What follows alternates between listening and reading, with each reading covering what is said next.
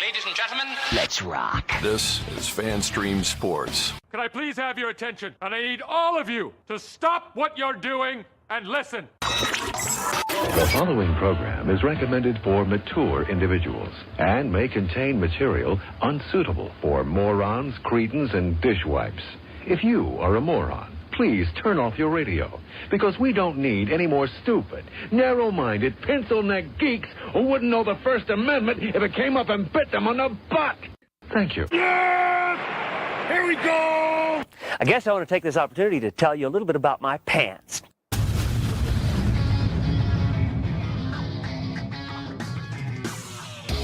Oh, yeah. Welcome into the Colby Timm and IndyCar Tim show, that show that you've clicked on. Hello, how you doing? Maybe you downloaded it.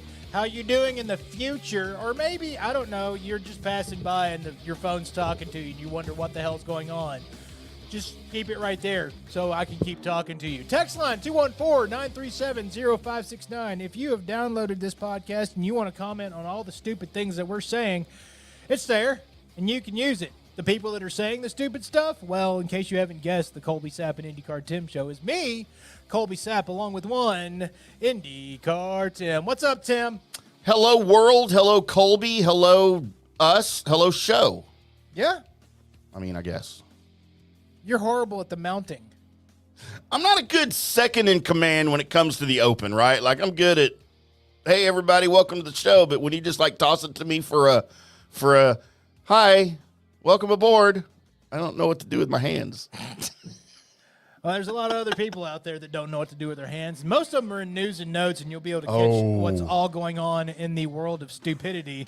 That'll be at the end of the show. Real quick, so that everybody knows, there will be plenty of Dallas Stars hockey talk in this show, and it will be done with the one hockey hawk, Gavin Spittle, as we're going to have him on to talk a little Stars. So that's going to be in the second hour, about 8:20-ish, I would gather, depending on how far we meander off the clock, which is a lot.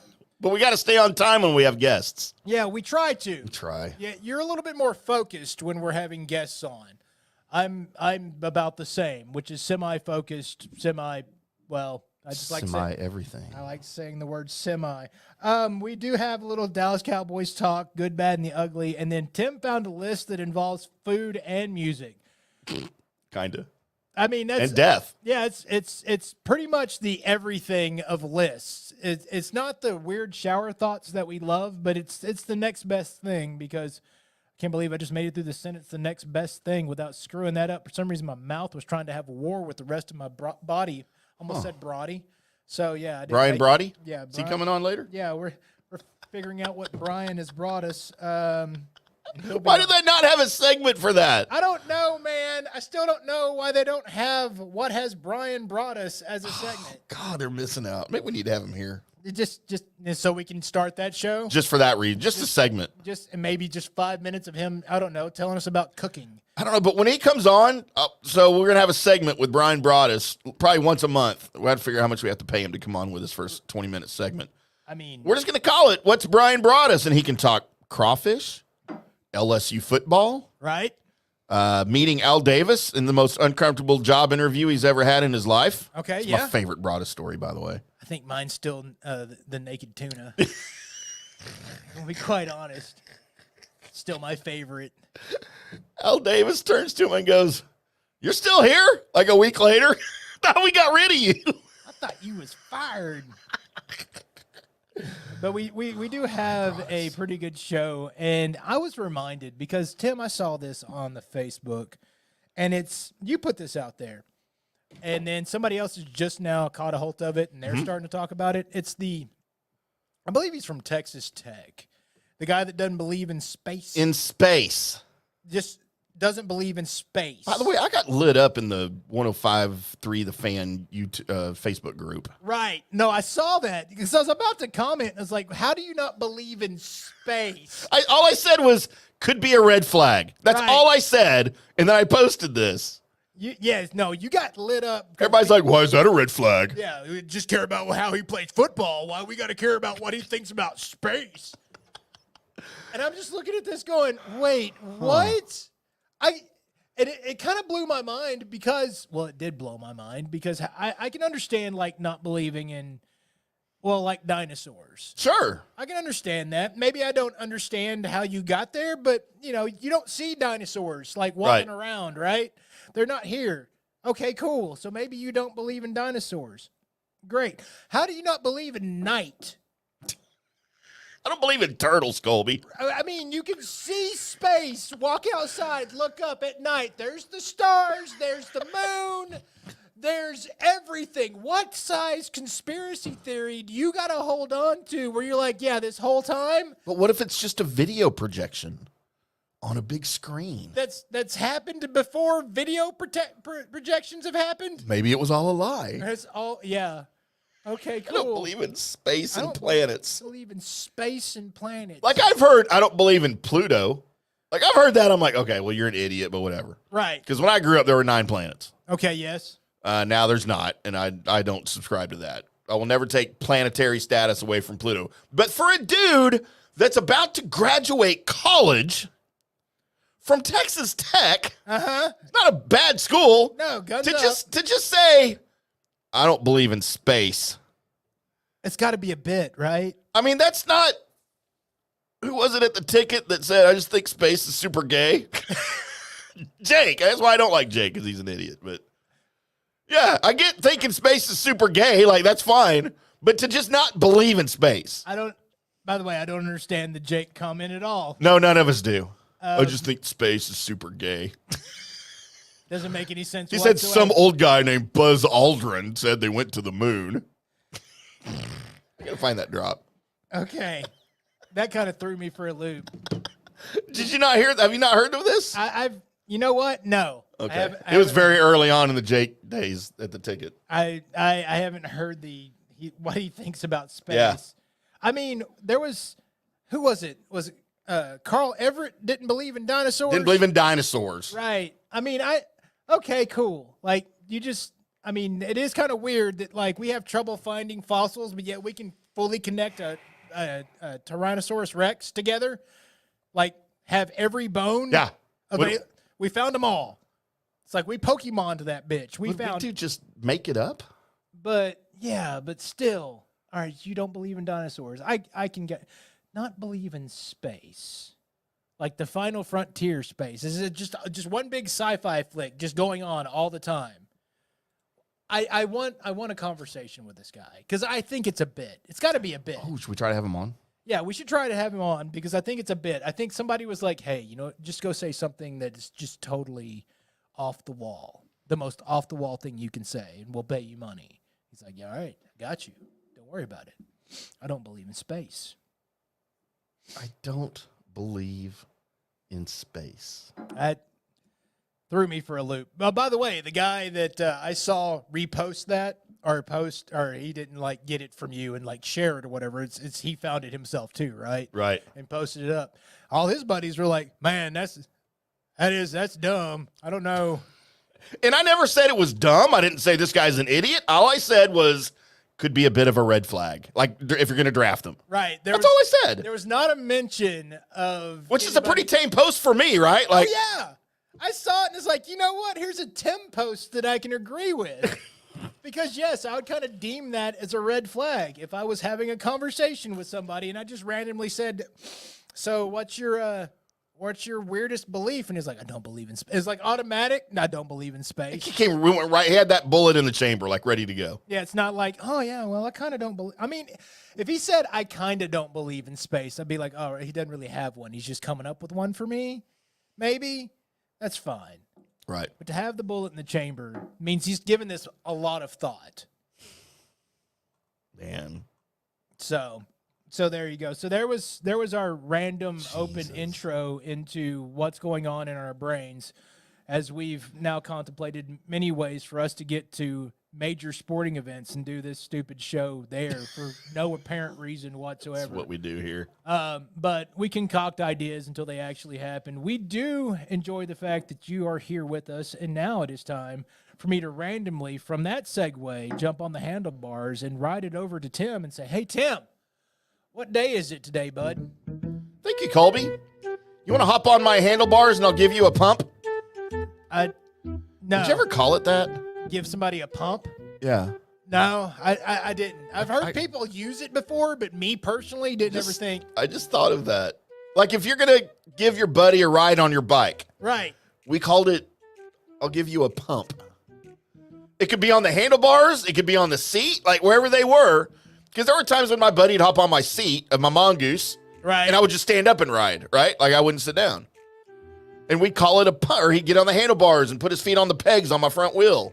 It was always, because I always had back pegs. Right. Because I loved hitting stuff with my back pegs. Yeah. That was just the thing that we did. It was just, you do the back tire swing to hit stuff. Yeah. So you had to have the pointy back pegs. But yeah, no, it was always back I pegs. literally just thought of that term whenever you said that, the handlebars, and turned it over to me. I was like, why don't we call it a pump anymore? I don't know. I mean, it was probably super gay back then, but. I mean, that's twice you've used that for just. You might want to just throw that out of your lexicon. I don't know how far into before we end up getting canceled because of that. Okay, look. No, you look. Look. That's not a term referencing anyone's sexuality. It's not what it means. Not what it means to you. Well, it's not what it used to mean to everybody. No, used to. We're unfortunately we're dealing with the now. Like you could call people the F word. Yeah, you could back then, but somebody. And it didn't mean anything. It meant jerk. It does now. Stop being old, Tim. Get off my lawn, Colby. Stop being old. What day is it, Tim? Why am I yelling? We're literally next to each other in various rooms. Drink your damn Sanka. Kind of wish I had Sanka. Colby, today is National Canine Veterans Day. Good day. That's a good day to have. Good dog. The good puppy dog that served our country, sniffing out drugs and terrorists. I think that's what they do. Service dog. Had a thing they had to do. I didn't see this earlier when I looked. Colby, all right, we've had useless days before. Okay, things that you think someone's just looking at the list of what day it is and they go, there's not enough. Right. So I'm going to name this day Scratch My Armpit Day. But that's not what it is. But now I think I'm going to make that a day. But it is Fill Your Stapler Day. We don't need a day for this. National Fill Your Stapler Day. If you use a stapler enough to where you have to go, man, I think I need to fill my stapler. You're not just going to do it once a year. You know what stapler they do need to make sure and fill is that magic one in the copier. Have you ever? Has that ever worked? Yes. I've never seen that actually worked in any office I ever worked in. Up at the fan, I remember trying to look for a stapler, and I'm going through salespeople's desks because we're there at night. That's what you do. By the way, if you're a salesperson and you worked up at 105.3 The Fan and you're looking for that specific pen, it's probably in the studio. Colby took it. It's probably still there. But yeah, no, you're looking. Anyway, you'd have this because I always printed out all my news and notes, right? Wow, that's old school. And so, yeah, basically I printed the internet. That's what I did. Because for the longest time, I didn't know when I was printing out my stories to just copy it. Right. So it would print out all the comments at the bottom and all the ads. Yeah, for every penis enlargement ever. And I'm printing all this out. It's like a one-page story, had like 26 pages. But anyway, so I'd look for the stapler and couldn't find one. And finally, somebody pointed out to me, if you just put them right here, it'll staple it for you. Also, the option is if you just push this button, it'll staple it for you when it comes out. That stapler needs to be filled. Colby, we need interrupt stapler talk for a minute. We got a great comment here. And we are talking Cowboys talk. You know the deal on YouTube. Says, I'm thinking if only Jerry had better cell phone reception from his yacht, maybe the boys would have some free agency moves. We're going to talk about that here in the next segment here in about, 5 to 10 minutes. Yes, and I do have a wish list that I would like to be performed. If this is the route we're going, I'm going to tell you exactly what I would love to happen. And that's all coming up when we get into a little bit of Dallas Cowboys talk. But, hey, everybody go fill your staplers today. Has anybody seen my stapler? Have you seen my stapler? Colby, it is International Every Girl Wednesday. Okay, I'm good. as in every girl wins, W-I-N-S, day, not every girl Wednesday, the day of the week. Okay. So it's not just talking about like random Adams family. No. No, it is every girl wins today. Every girl dresses like Wednesday Which is fine. Addams. The chick that they have on here is kind of hot. She looks like maybe a kind of a black girl, but not really. I don't even. You want to see her? I mean, sure. And in the next break, how about that? I mean, Are you already pulling it right now? Don't mark that. Colby, I'm pulling it just about every segment we have here on the show. Gross. It's just your hands are too low. As I pull the girl that represents the photo on Every Girl Wednesday. Here we go, Colby. Yes, she is super cute. Isn't she gorgeous? And I am the huge like curly hair Dude. thing. Me too. That's a thing. Man, the big curls like that. I'll end up getting lost, but Especially on the ethnic women. okay. Oh, is that not how I'm supposed to say it? I don't know anymore. I don't know. I thought that's how you're supposed to say I it. don't know anymore, Tim. I just said it 3 times. I don't know. Some reason when you say shit like that, my brain just goes, yep, that's the one. That's the one. We're going to go look at our downloads, and we're going to be like, well, why is that show all of a sudden not downloaded very much? Why did we get 1 million downloads for this one segment? Colby, it is National Ken Day, Ken? as in Ken and Barbie. Okay. Not even generic Ken Day. Just not everyone named Ken. Only Barbie's Ken. Well, that's actually Ryan Gosling, who played Ken in the Barbie movie. Right, naked gay cowboy. Is there's rumors scuttling about that he may have just joined the Marvel's MCU, but nobody knows to do what. Wasn't he already in that? No. Wasn't he the Spider-Man villain guy? No. Who was that? You don't remember? That was Jake Gyllenhaal. Are they not the same person? They're not the same. I thought they were the same person They're with different not. stage names. They're not the same person. Okay, sorry, my mistake. I really can't tell them apart. So which one's the gay cowboy? I'm guessing you're saying Jake Gyllenhaal. That was in the movie with Heath Ledger? Yeah, it was in Brokeback. That Mountain. wasn't who you just said? That wasn't Ryan Gosling. No, I swear to God, they're the same person. they're not the same person. It's National L. Ron Hubbard Day, which Religiously, means it's probably his birthday then, I'm guessing, if yes. it's today's. It is. Guess who didn't make my list? Well, now he did. Whatever you want to be remembered for, L. Ron Hubbard, inventing, what, Scientology? Is that him? I think. Sure. Maybe. National Coconut. I thought Tom Cruise invented. He didn't invent it. He just perfected it. Good day, mate. Today is National Coconut Tort Day. Is that when you like? Is that like the same as testicular torsion? You just twist your coconuts real bad. You torted your coconut, Colby. Testicular torsion. Call that band name. Along with testicular torsion, Colby, it is National Earmuff Day. You ever given a girl a good pair of earmuffs before? Wait, I thought the earmuffs is when they use their sweater hams to cover your ears. No, I've always when your thighs cover their ears. Huh. I mean, it could be both. I guess I've been doing it wrong. Well, that's probably a version of it. Huh. I mean, does it really matter? I mean, either one, I'm okay. One sounds a lot more fun than the other one does. I don't know which. It is National Good Samaritan Day. Yeah. Be nice to people. Or just don't talk to them. One of the two. Probably just stay away from people. That's how I'm nice to people. It is not the singer, but National Jewel Day. Okay. Like no. Jewelry Day. No. We need to change that. It just should be National Jewel Day. Just the singer. Yeah, she's a national treasure. Did you know I met her once? No, I didn't know. I had a run-in with Jewel. How did that In go? the mid, like she had just gotten famous. So she just moved out of her car?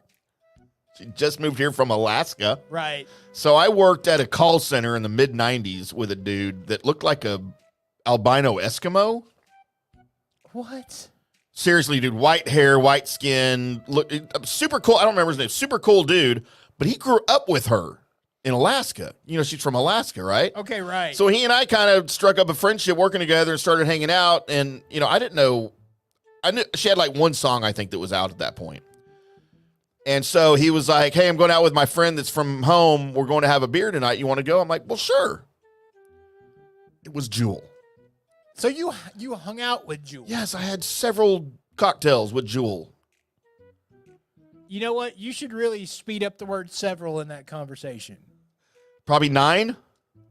I'm just saying because I had several with Jewel. I was like, wait. Let's leave it at I had Seth with Jewel. I was like, you did. My brain said he did the inclined hokey pokey with the Jewel. No, but you know what? If I wasn't married at the time, I probably could have.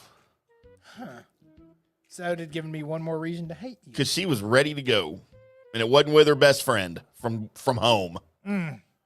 Someday, Colby, we got to go over the list of country music stars that I've done the inclined hokey pokey with. Because the list is more than one. You know what? Have you heard this before? Surely I've told you this before. I think I have. And Yeah. I think we've gone far enough. Colby, it is National No Smoking Day. Cool. So you need to stop. I mean, I did. How long's it been? It's not been a year yet, right?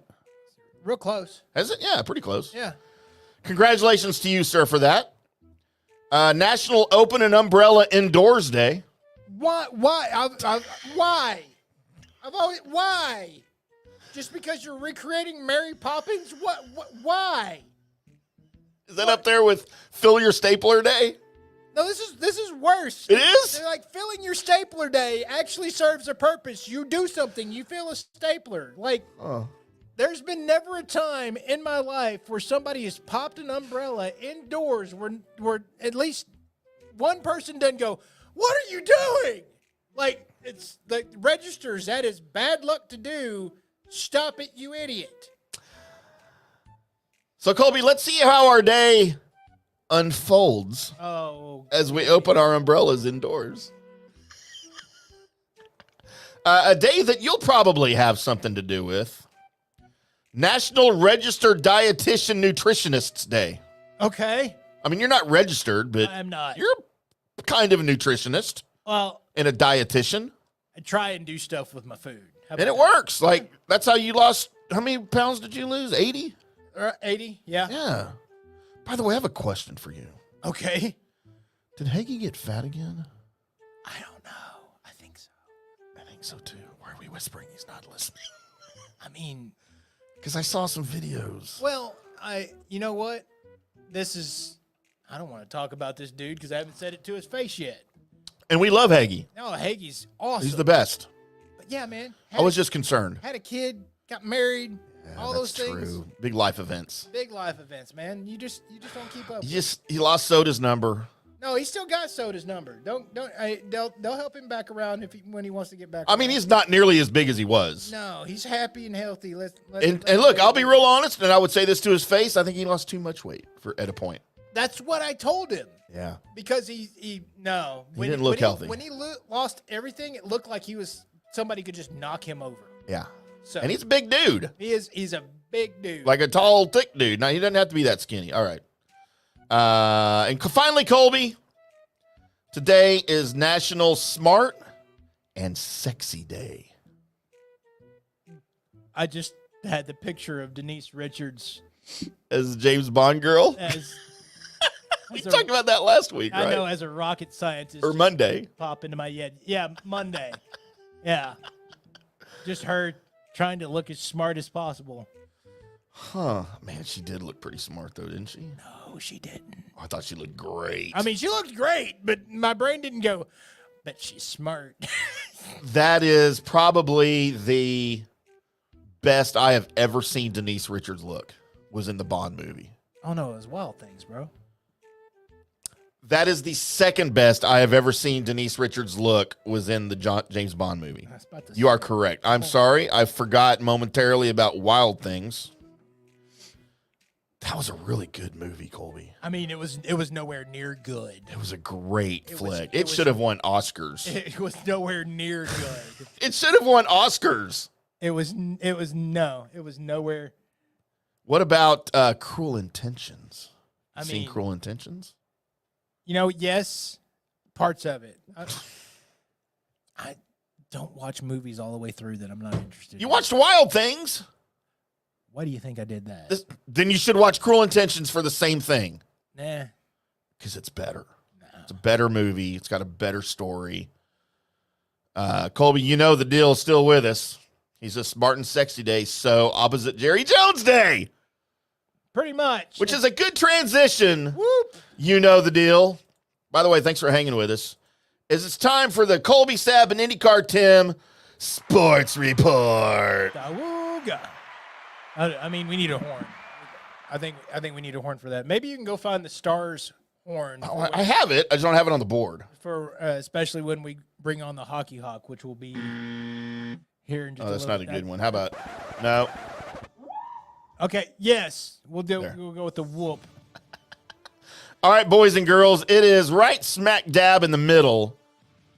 Well, it's not really because it just started technically. I mean, yeah. The new NFL League football year starts today. It started today at 4 o'clock Eastern, 3 o'clock Central. That's when all of the deals that were struck on Monday and Tuesday, the so-called legal tampering period, Yep. when those deals were made, they can actually sign them as of today. The Ravens and Derrick Henry finally signed their 2-year, $16 million deal that could become $20 million with incentives, and it's worth every penny. So Colby was very hopeful on Monday the Cowboys would grab one of these free agents. I don't know if hopeful. I mean, I just wanted them to. I didn't think they would. And they didn't get anybody, Colby. No. They signed their long snapper. Congratulations. Maybe he can, maybe he'll also play center. So before you get into your list of your wish list, Yep. I did a quick dive, not a deep dive. I did a quick dive into the Cowboys' lack of activity the last 3 days, what it could mean. And in my story that I published over at cowboyssi.com, by the way, for all your latest Cowboys news, up to date, rumors, opinions, go to cowboyssi.com with me and exclusive Mike Fisher and a number of others.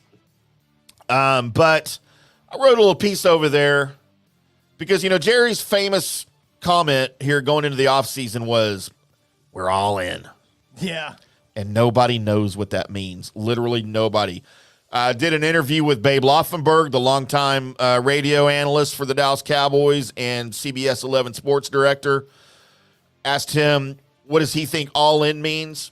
And he responded with, I think when Jerry talks at press conferences, it should be like the UN, where you have people of all the other languages that have their own personal translators and where they're talking in their ear so that when the person is speaking in another language, the translation immediately goes to your ear and you know what they mean. Ah, yes. He's like, because I have no clue. We talked to a number of other journalists. Nobody knows what all in means. Like, why were you not all in the last 29 years? So I wrote a little piece giving Jerry the benefit of the doubt, Colby. Oh, dear. You went Optimist, Tim? I don't do that very often, right? No, this is going to be bad. So I went Optimist Tim, not Optimus Prime. Oh, let me sit down. Optimist Tim. And I said, you know what? This lack of free agent activity, the lack of caring, it can only point to two things. Oh, dear. Worst case scenario, they're lost. They have no idea what they're doing. They have no plan. And they're literally going at this thing hour by hour. And they had no plan going into free agency or this year, which means they're not going to have a plan going into the draft, which means Cowboys fans, I'm sorry, you're screwed. The other side of it, the way that I went, Jerry's not stupid. Okay, Jerry's won before. Regardless of the postseason success the last 29 years, they are a winning franchise. They are a top-notch organization. They're the highest valued NFL franchise and one of the highest valued sports franchises in the world. It's very possible. I almost said likely, but I'm not going to say likely. It's very possible. I believe possible is the word I used in my article. It's very possible that Jerry Jones and Steven and Will McClay, and I'll even say Jerry Jr., Oh, dear. have a master plan. I believe I called it the master plan. Oh, dear. That none of us can fathom right now, and that they have this whole thing figured out. So step off the ledge, Cowboys fans. Put faith in your owner and general manager. Put faith in your vice president. Put faith in your real general manager and director of player personnel, Will McClay. And just give it a minute, take a deep breath, and let it all unfold in front of you as the Cowboys are about to go on one of the most epic offseason runs ever. Oh, dear. I thought you liked optimistic, Tim. No, and because when I say stuff like that, because I try my best to be as optimistic as possible. When I say stuff like that, I can kind of believe it. But when you say stuff like that, I know it is false and wrong. I literally said the same thing you would have said. Yes, you literally said the same thing that I would have said, except for when you said it, now my brain goes, well, there's no way that can effing happen. And I put it in print. Yeah, I know. You made it official. It's on the internet forever, Colby. I've never felt so bad about the possibilities of the Dallas Cowboys as I do right now at this moment. Like right now at this moment, after hearing the words that just rumbled out of IndyCar Tim's mouth, my brain now tells me that nothing good's going to happen. I already kind of knew that because I still remember my post right after the Packers game of I won't fall for this S again. Right. And I'm still there. I can tell you I wanted in free agency, but if you listen to the past podcast, you know I wanted Derrick Henry. Yeah. That was the guy I wanted. If you would have asked me before anything came out about who's going where, I would have told you he's not coming here. And I would have told you nobody's coming here. That would make us go, wow, hey, that's pretty cool. They're not signing anybody. Right. They'll go to the, quote, bargain bin and go pick somebody up to try and fill holes. But it's not going to be anybody, that you're going to immediately go, this guy could really help. They don't do that in free agency. They shocked us a little bit, last season by, doing some things. Right. That was a one-off. This is more what we should be used to. But getting into my wish list of now armed with what I think is going to happen with this, and this is not what I think, but kind of looking at some of the writing on the wall and trying to then go from there how I would want the Cowboys to go. Again, this is not prognostication. This is simply my wish list. You haven't signed Dak Prescott to an extension. Now, before everybody, when I say this, loses their damn minds, I believe in Dak Prescott. I would love for his story to continue and him actually do the things here in Dallas, and I would be amongst the fans with my number 4 jersey on, just with the whatever, parade or whatever's going on, and I'd be out there pointing at everybody going, I told you so, I told you so, I told you so. With that being said, right now my druthers are, don't extend him. Don't extend him. Don't sign anybody. Fill your holes with the draft. Go see if anybody else on this damn team can play. Plug holes with them. Go find next USFL players. Throw them out there too. And tell Dak and McCarthy, this is what you got. Yep. You go do something. You go win something with what we're handing you. And you know what? We'll talk about the future. And we'll talk about the future as in future's wide open. You can have whatever the hell you want. Yep. But if you don't get it done, y'all can leave. And just run it like that. As far as the draft is concerned. Wait, let me ask you that real quick. Right. On that. Jerry is 140 years old. I know. Do you think he would be all in on it? Because you're talking about a rebuild, a reboot. Basically. Do you think he would do that at his age? No. Not on purpose. No, I'm just telling you what I want. And maybe this is, and if this were to be like actual, put into place, then fine. This might be a Steven thing where he's like, we tried. You know the deal on YouTube once again chimes in. Jerry speaks in Braille to everyone who doesn't have hands. He literally makes me trust politicians. That's true. That's true. I did have a segment while I was on KNC that was just translate Jerry. Why don't we bring that back? I mean, I had an intro too that we get it? that I sang. I can probably just recreate. Oh, we should probably ask Spittle tonight. I mean, it was my segment. I know, but should we ask him? No, we should ask him, hey, is there a file somewhere in the fan mainframe just of Colby's saved songs? There is not. That has to have been deleted. Has to have been deleted. You've been purged, I've Colby. been purged. But yeah, so that's what I want. Just play out the season and just see what you got. And if everything comes together and everybody rallies behind Dak because he's that great leader and whatever, hell, I don't care. If you want to go pay Zeke to come back and just have him be a running back for like a year just to try that thing one more time, that's fine. Let the nostalgia fly. Cool. In the draft, what I want them to do is in the first round, since you're picking at the bottom or close to the bottom, don't go after the tackle. Don't go after your Tyron Smith replacement. Get your center. Get the best center on the board. Round one, I know that's not what you do. I know that's not how it works. Do it anyway. Lock the center position up for the next however many years. Make sure that Will McClay understands that you want the best talent that they got right there, and he'll go find it, and there you are. Get that guy. Second round, you want to find a tackle? Go ahead.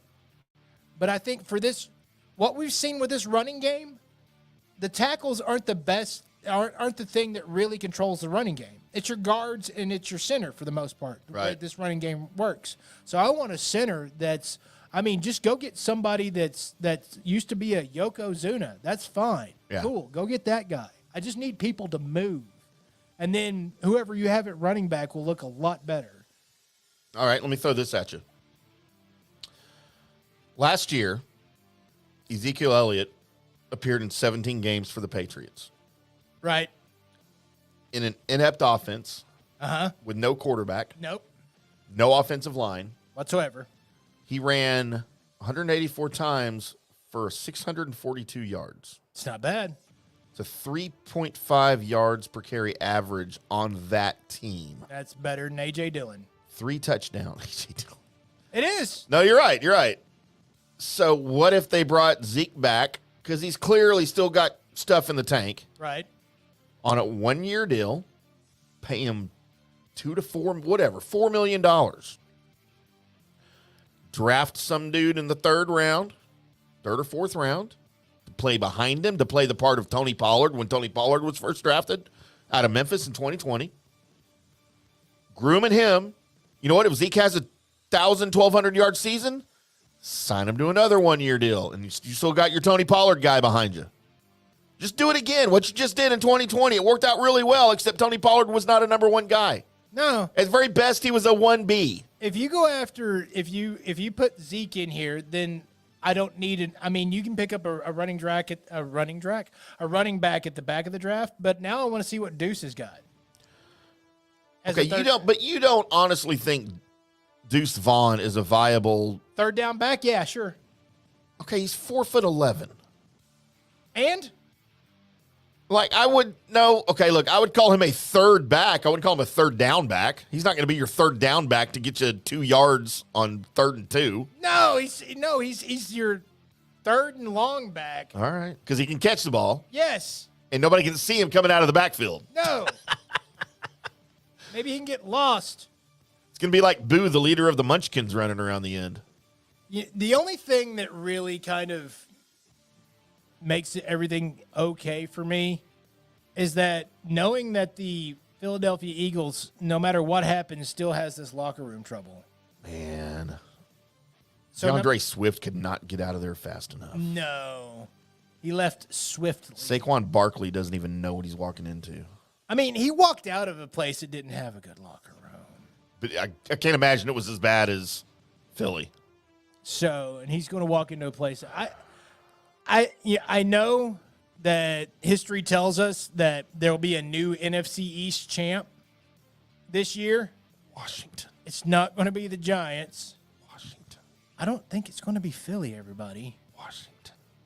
And there's no possible way that the Commanders do it. Want to bet? Let's go into a deep dive on Monday about the Commanders' changes. This could be another one of those years where it's the NFC least. Where they're all like around 500. Yeah. Somebody's got to win. The winner of the division is like 7-9 or 7-8, whatever. 7-10. 7-10. God. We won this damn thing. That would be amazeballs. I would love that. I'm telling you, Washington's going to win the division.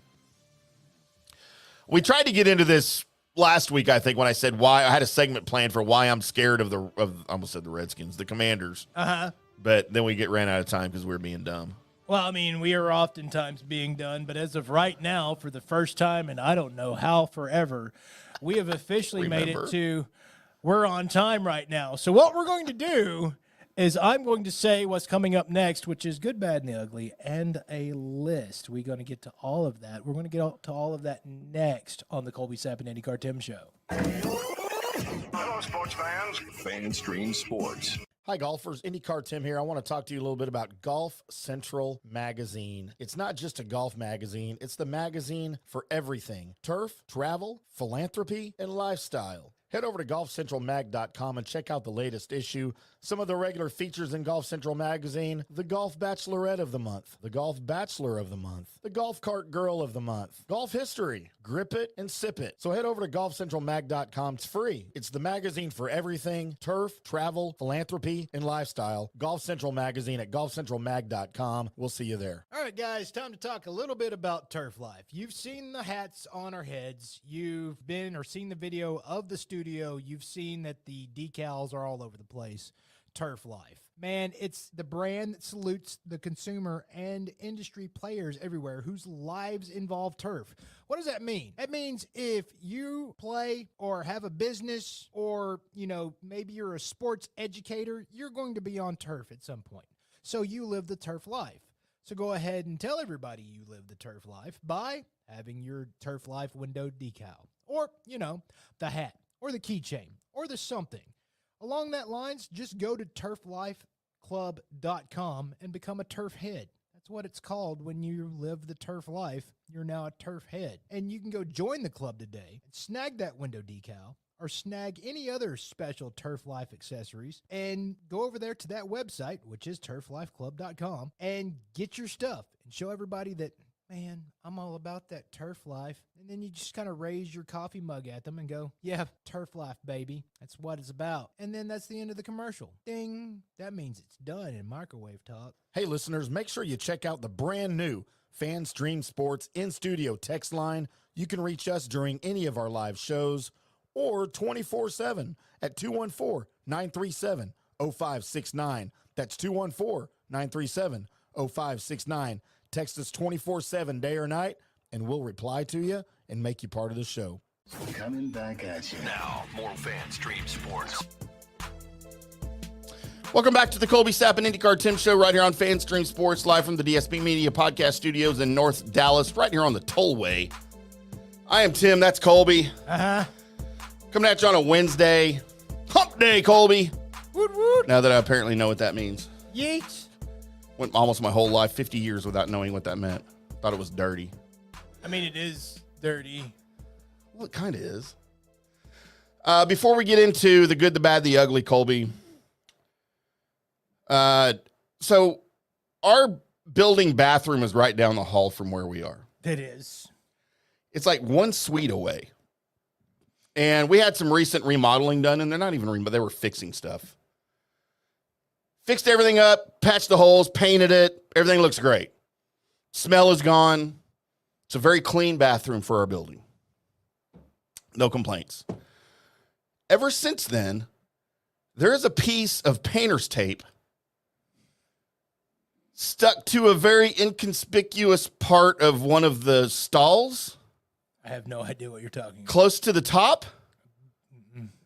That every time I walk in the door, and it's been a month, 2 months since all that was done. Every time I walk in the door into the bathroom, there's that blue piece of tape on the black painted stall. Okay. Like, I don't go into the stall. You can see it when you walk in the door if you're looking in the right spot. And apparently my eyes always go right there. And I'm like, dude, lots of people use this bathroom. Right. Probably lots of people use that stall. It's in the first stall up near the top. And I'm like, people have to see this. No, they don't. So half of me, like the OCD part of me, I'm just going to rip it down and throw it away, right? That's what a normal human being would do. I mean, I've been in that stall or in the bathroom multiple times. Yeah, probably as many times as I have, right? I don't know what you're talking about. But the other half of me, the curious side of me, wants to figure out, like, how long can it stay there before someone else pulls it down? And it's, look, Colby, this is the brain that I have. This is why I'm so conflicted sometimes, because I'm like, again, I fight the inner battle. Half of me wants to go rip it down and just throw it away and be done with it and forget about it. The other half wants me to see if someone else will do it. I don't know how to explain that any better. I don't know if you explained it very well at all. I'll show you the tape, and then that's all you will see, and you'll probably just rip it down and go, look, I fixed it for you. You know That's what? what Colby would do. And you'll say there it is, and I'll be like, okay, cool. Yeah, but would you rip it down just to spite me, or would you just leave it? I don't know until we get there. All right, next break. All right, next break we'll find out. And we'll take a camera with us and we'll record it and post it. Find out what I'm going to do with the tape. Yeah, that's what we do. Oh, by the way, Interesting stuff. y'all tune in on Monday Oh yes. because Tim's doing the Oreo milk challenge, which is only a challenge for me apparently, because I've never dipped a cookie in milk and eaten it because I find it utterly disgusting and just revolting. All right, let me tell you what you guys can expect Monday. Because Tim is I've described, we were having cookie talk at one point. And I was like, it's even better when you dip it in milk, like that hot cookie, and you dip it in milk or whatever. And Tim automatically made vomit face, like not like fake, like no, he was like I gagged. He's gonna be sick. And so we've been talking about this for a little bit, and it came up the other night to where we asked you guys, hey, all right, fine. If we can catch a comment of somebody going, I've got to see this now. That's all it took. And we caught some comments, and people were like, yeah, no, we have to see Tim get ill over trying to eat an Oreo out of milk. So It's going to be so bad. So now it's happening. We've thought about trying to come up with me something, but there's only, I guess you're going to make me a sandwich. I don't know. Because there's. With, what was it? Because you hate. I don't like honey mustard and or Miracle Whip. Yeah, so I was going to make you a Miracle Whip and honey mustard sandwich. Which, I mean, I don't like those foods. So I'm not. Yeah, but that's different. So I was like, no, you don't have to do that. I'm not going to throw up because of it. I'm just going to be like, this is not good. No, but that's something that like a lot of people probably don't like, right? Like I know a lot of people don't like Miracle Whip, but apparently everyone in the world except me likes to dip cookies in milk. Look, I love cookies. I love milk even more, dude. I go through gallons and gallons of milk at home. By the way, Colby, you'd be happy. I did buy some vanilla almond milk. Oh, nice. Been using that in my coffee at home. And since we ran out of regular milk, I actually drank a couple of glasses of it. And it's good. What's great is I can chug a gallon of milk. I just love it. So I love the flavor of milk. I can too, but it's a very bad reaction. It's not good for you because you'll die. All right. Well, no, I'll. But almond milk is so sweet, and it's a different texture to me than regular milk. So it makes me not drink as much, and it's a lot less calories. So it's right. What's it like 80 calories for the vanilla sweetened almond milk? Right. Regular almond milk, I think, is 60 or 40. It's 40. 40, yeah. So unsweetened cashew milk is 25.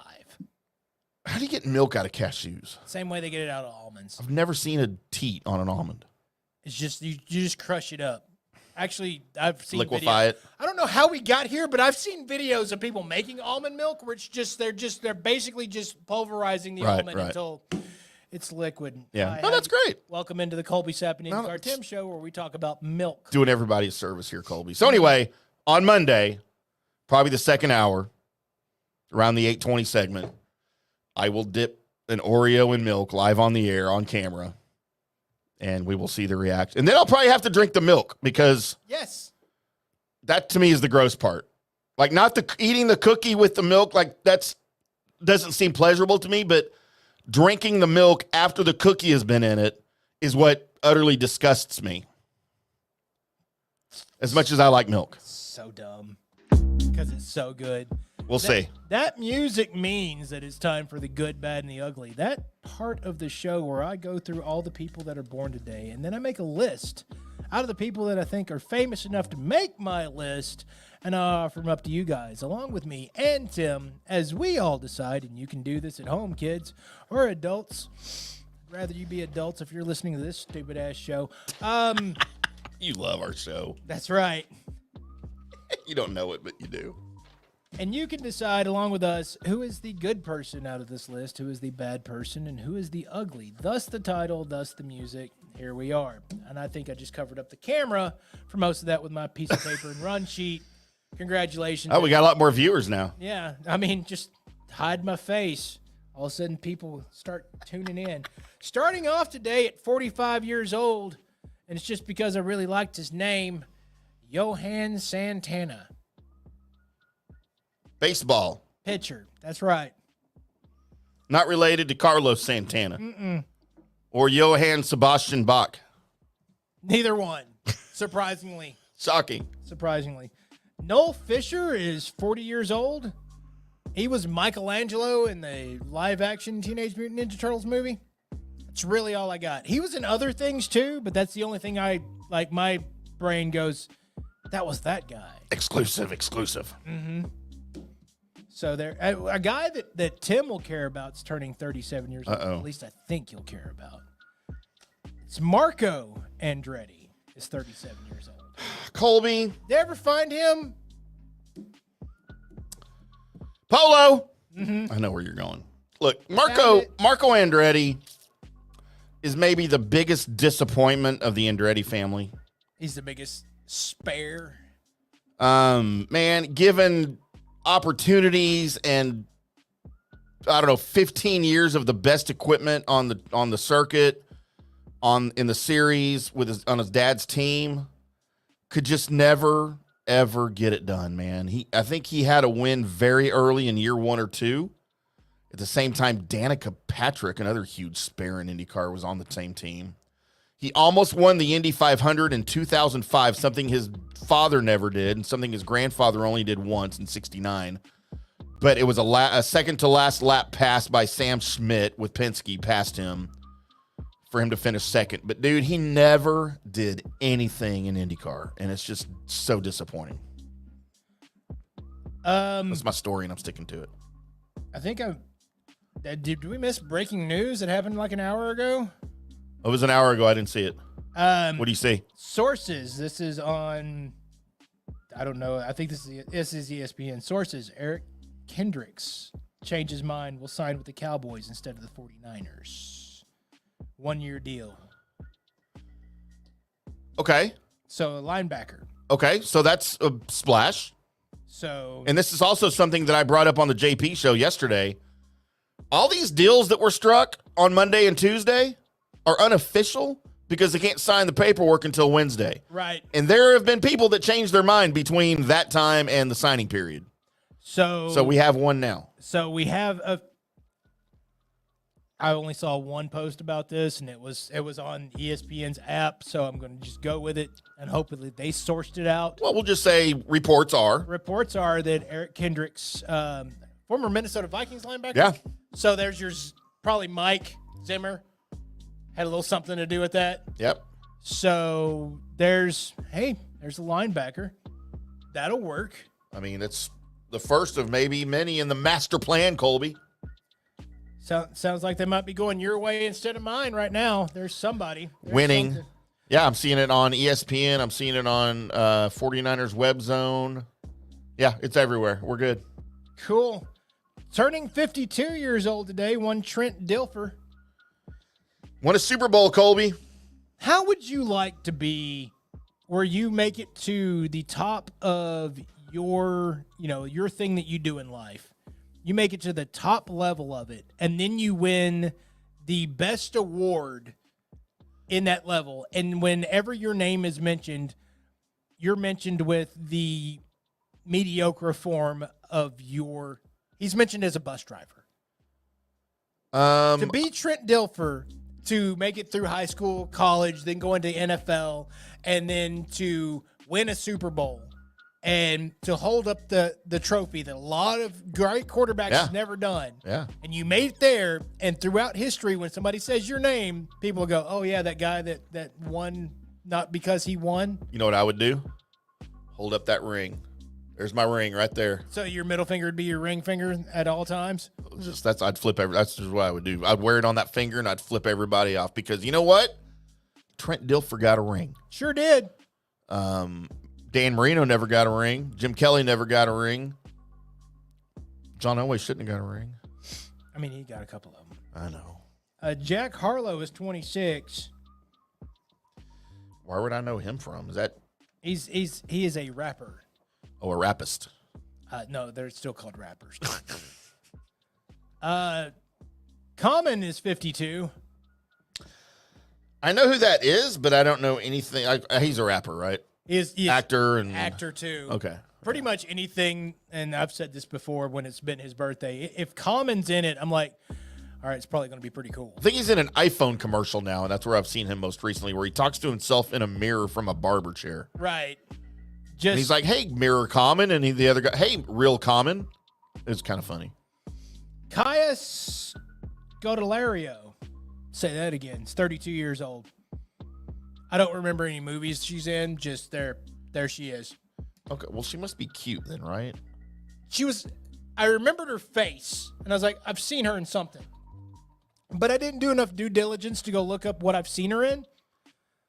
Or it may have just been the internet. God, I've never heard of her before. Oh, she's in Maze Runner, which I never saw. Man, she's cute. So there you go. Maybe she's a Brit. There's definitely nothing wrong with that. Good day. It means they talk funny. It just means they talk differently from you. Oh, she was in the new Clash of the Titans in 2020 that I never saw. Probably where I saw her from. Maze Runner, the other Maze Runner, Pirates of the Caribbean, Dead Men Tell No Tales, the other Maze Runner, Resident Evil, Welcome to Raccoon City. Oh, that wasn't great. That was the series, right? It says film. Film? Okay. Yeah. Maybe. All right. Television. I've never heard of any of these shows. Music videos. Is there an artist called Plan B? She's been in 1, 2, 3, 4 of their music videos and one Robbie Williams. I know who Robbie Williams is. Plan B. Apparently. I thought you were about to say Parenthood. Planned Parenthood, the band. William H. Macy turned 74 years old today. Dude, is there a better actor out there? I mean, he can do anything. He can, but it's always the same old drunk guy, right? Well, when he was younger, he didn't play old drunk guys. Right. Well, now it's played young drunk guys. Yeah. I was about to say. Wait a second. Dude, he's awesome though, man. He's great as the character, whatever character he's playing. I mean, he was great at, remember, you saw Boogie Nights, right? Parts of it. Oh, my God. All right, who's great in that before he offed himself in the movie? Because his wife, who was a porn star, you don't say, was diddling other guys. No. He took offense to that, even though his wife was a porn star, Colby. Would you marry a porn star? Probably not. Like if she was retired? No. You don't think so? If she was not in that life anymore. Right. Done, 40 years old, whatever, and you're how old you are now, 47? Yeah. And y'all met, and things clicked, and you're like, I know you from somewhere. And then she finally came out, she's like, look, I was in several hundred adult films, but that was a long time ago. I don't do that anymore. And that wouldn't be the reason why I wouldn't. I just wouldn't. Huh. All right. I don't think I could, someone that was currently doing that, like a lot of athletes or whatever do, right? Like they date current porn stars. I don't think I could do that.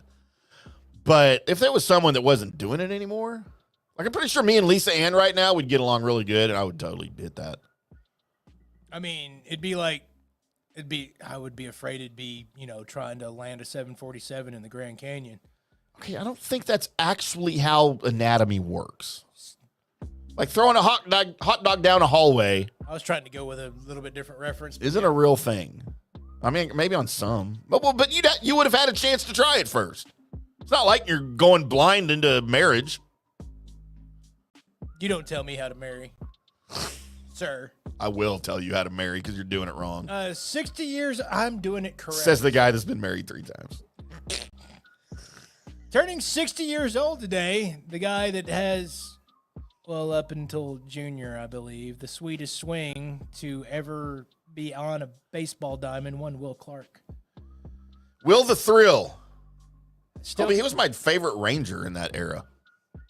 He's played the same position as my favorite Ranger of that era. Palmeiro? I as a kid, that was my dude. See, Palmeiro was? Yeah. See, I never liked. I mean, I did. Well, they were on the same team in college. Right. They both played at Mississippi State. And Weird Tim was into college baseball at the time, so I knew both of them. And I remember when the Rangers drafted him, I was like, why couldn't we get the other guy? And then Will goes to San Francisco and wins World Series. Right. And we're like, at the time, I'm thinking, yeah, we're just struck with Rafael Palmeiro, and he'll never do anything. Then Rafi goes to Baltimore for 2 years. Will comes here. We made the playoffs. Right. No, I never had anything against Palmeiro. I was a Will guy, man. I liked Will.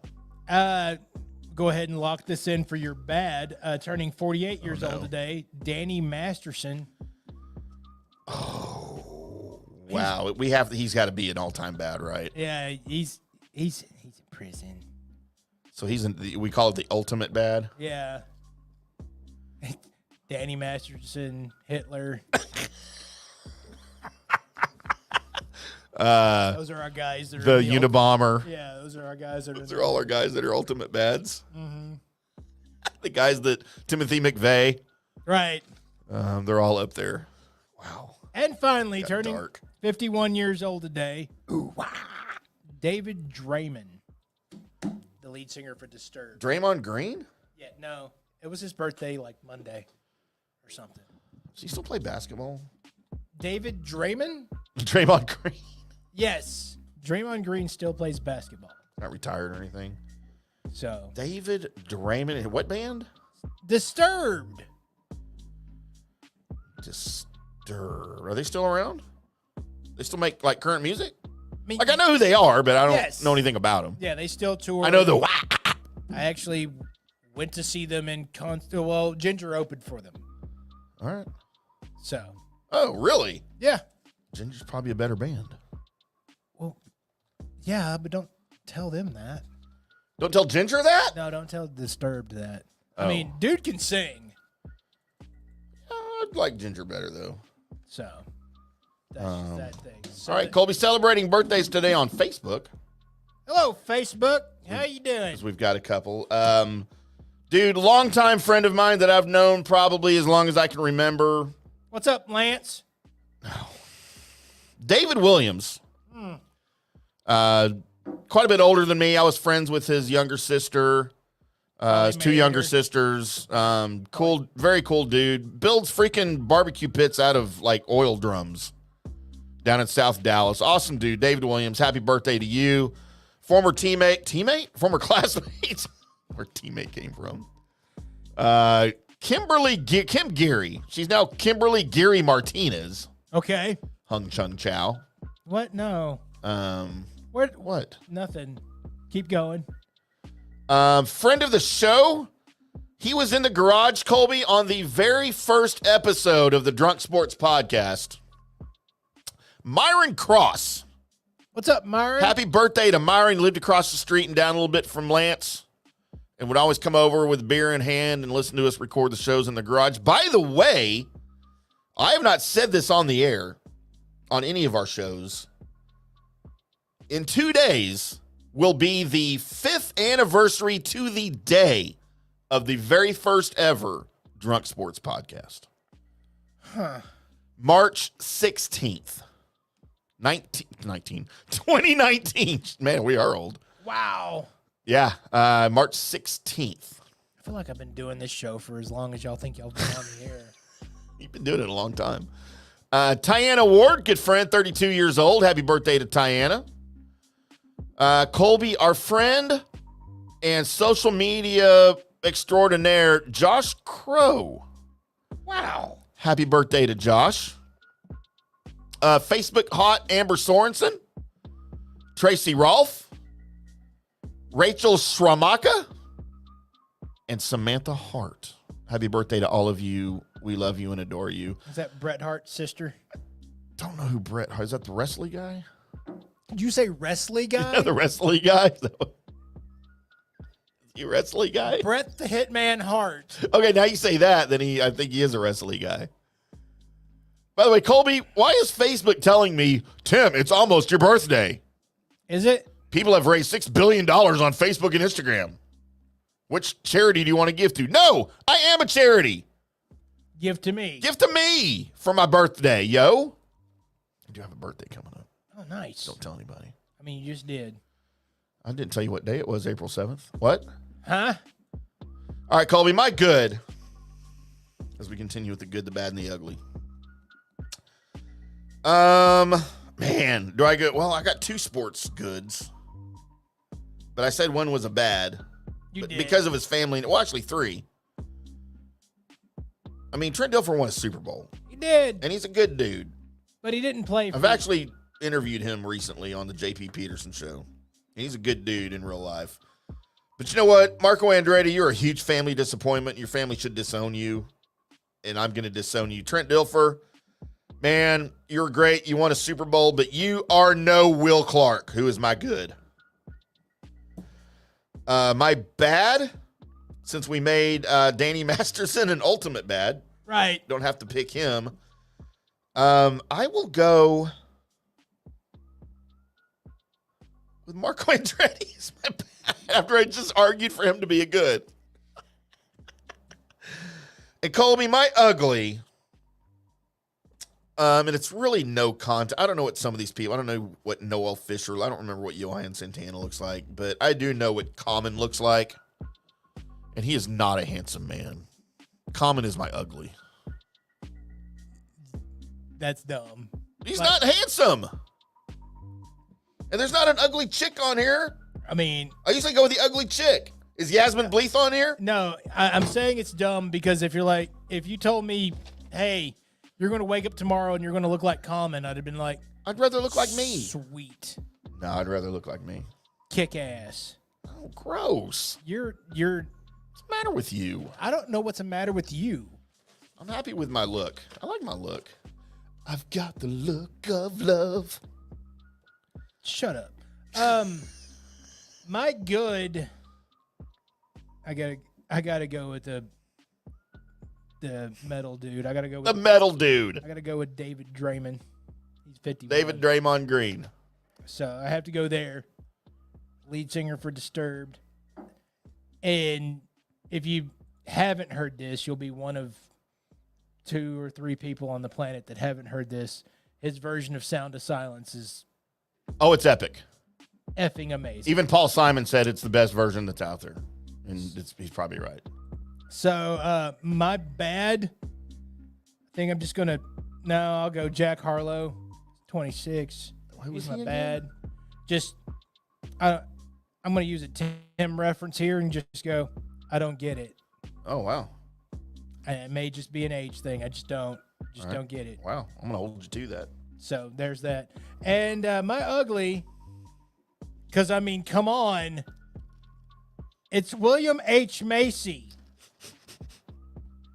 That is I almost went there. That is the go-to ugly on this list. I almost went there. Just, there he is. So, there you go. The good, bad, and the ugly. If you have people that you would rather... And in case you missed it, Danny Masterson, ultimate bad. We don't have to pick him. He's already picked. Yeah. All right. So, but if you have your... Do we have these written down? I feel like we should have these written down somewhere. We'd probably start posting it up on social media somewhere for people to Like pick. I should have a notebook in here with stuff, right? Yeah. Just bad producer. So people can comment they're good, bad, and ugly. Maybe we start posting that before the show so they already get their votes in. That'd be kind of cool. Well, you would have to do it before the show in order for that to happen. It's always done like 5 minutes before the show does not count. Yeah, but it's before the show. But that doesn't give us time to post it. I mean, I could just take a picture. Yeah, We could do it after the show. Nobody could read my writing. Like, I don't have enough to do after the show. Everybody would just be stuck on the fact that I capitalize every letter when I write, and so everybody would lose their mind on that and wouldn't. I would. As an editor, I would lose my brain. Why is your handwriting yelling? It's not. It's just what I do. Are you yelling at me through handwriting? That's just what I do. So now it is time for me to throw it over to Tim because it's time for list this. See, I was trying to get away from that since it's not really ours. I just like. But is People Love Lists ours either? No. Because that's what I wrote down. We got to come up with a list segment name that's not someone else's. Well, it wasn't a direct quote. No, I know. Because Corey's is, and she said list. But just singing it the same. Yeah, but I'm not Corey, so it's not quite. We need a recording of Corey saying it. I mean, or he can just join us on every list this. You want me to call him? See if he wants to pop on right now. Hey, bud, what you doing? I'll have Corey on. And by the way, Spittle's in the wings waiting here in about 10 minutes. So let's blow through this. Gotcha. Colby, these are the last meals of 10 music legends as we combine music, mills, and music. What? Wait. Huh? The 3 M's. There's so many things I hate about you. Colby.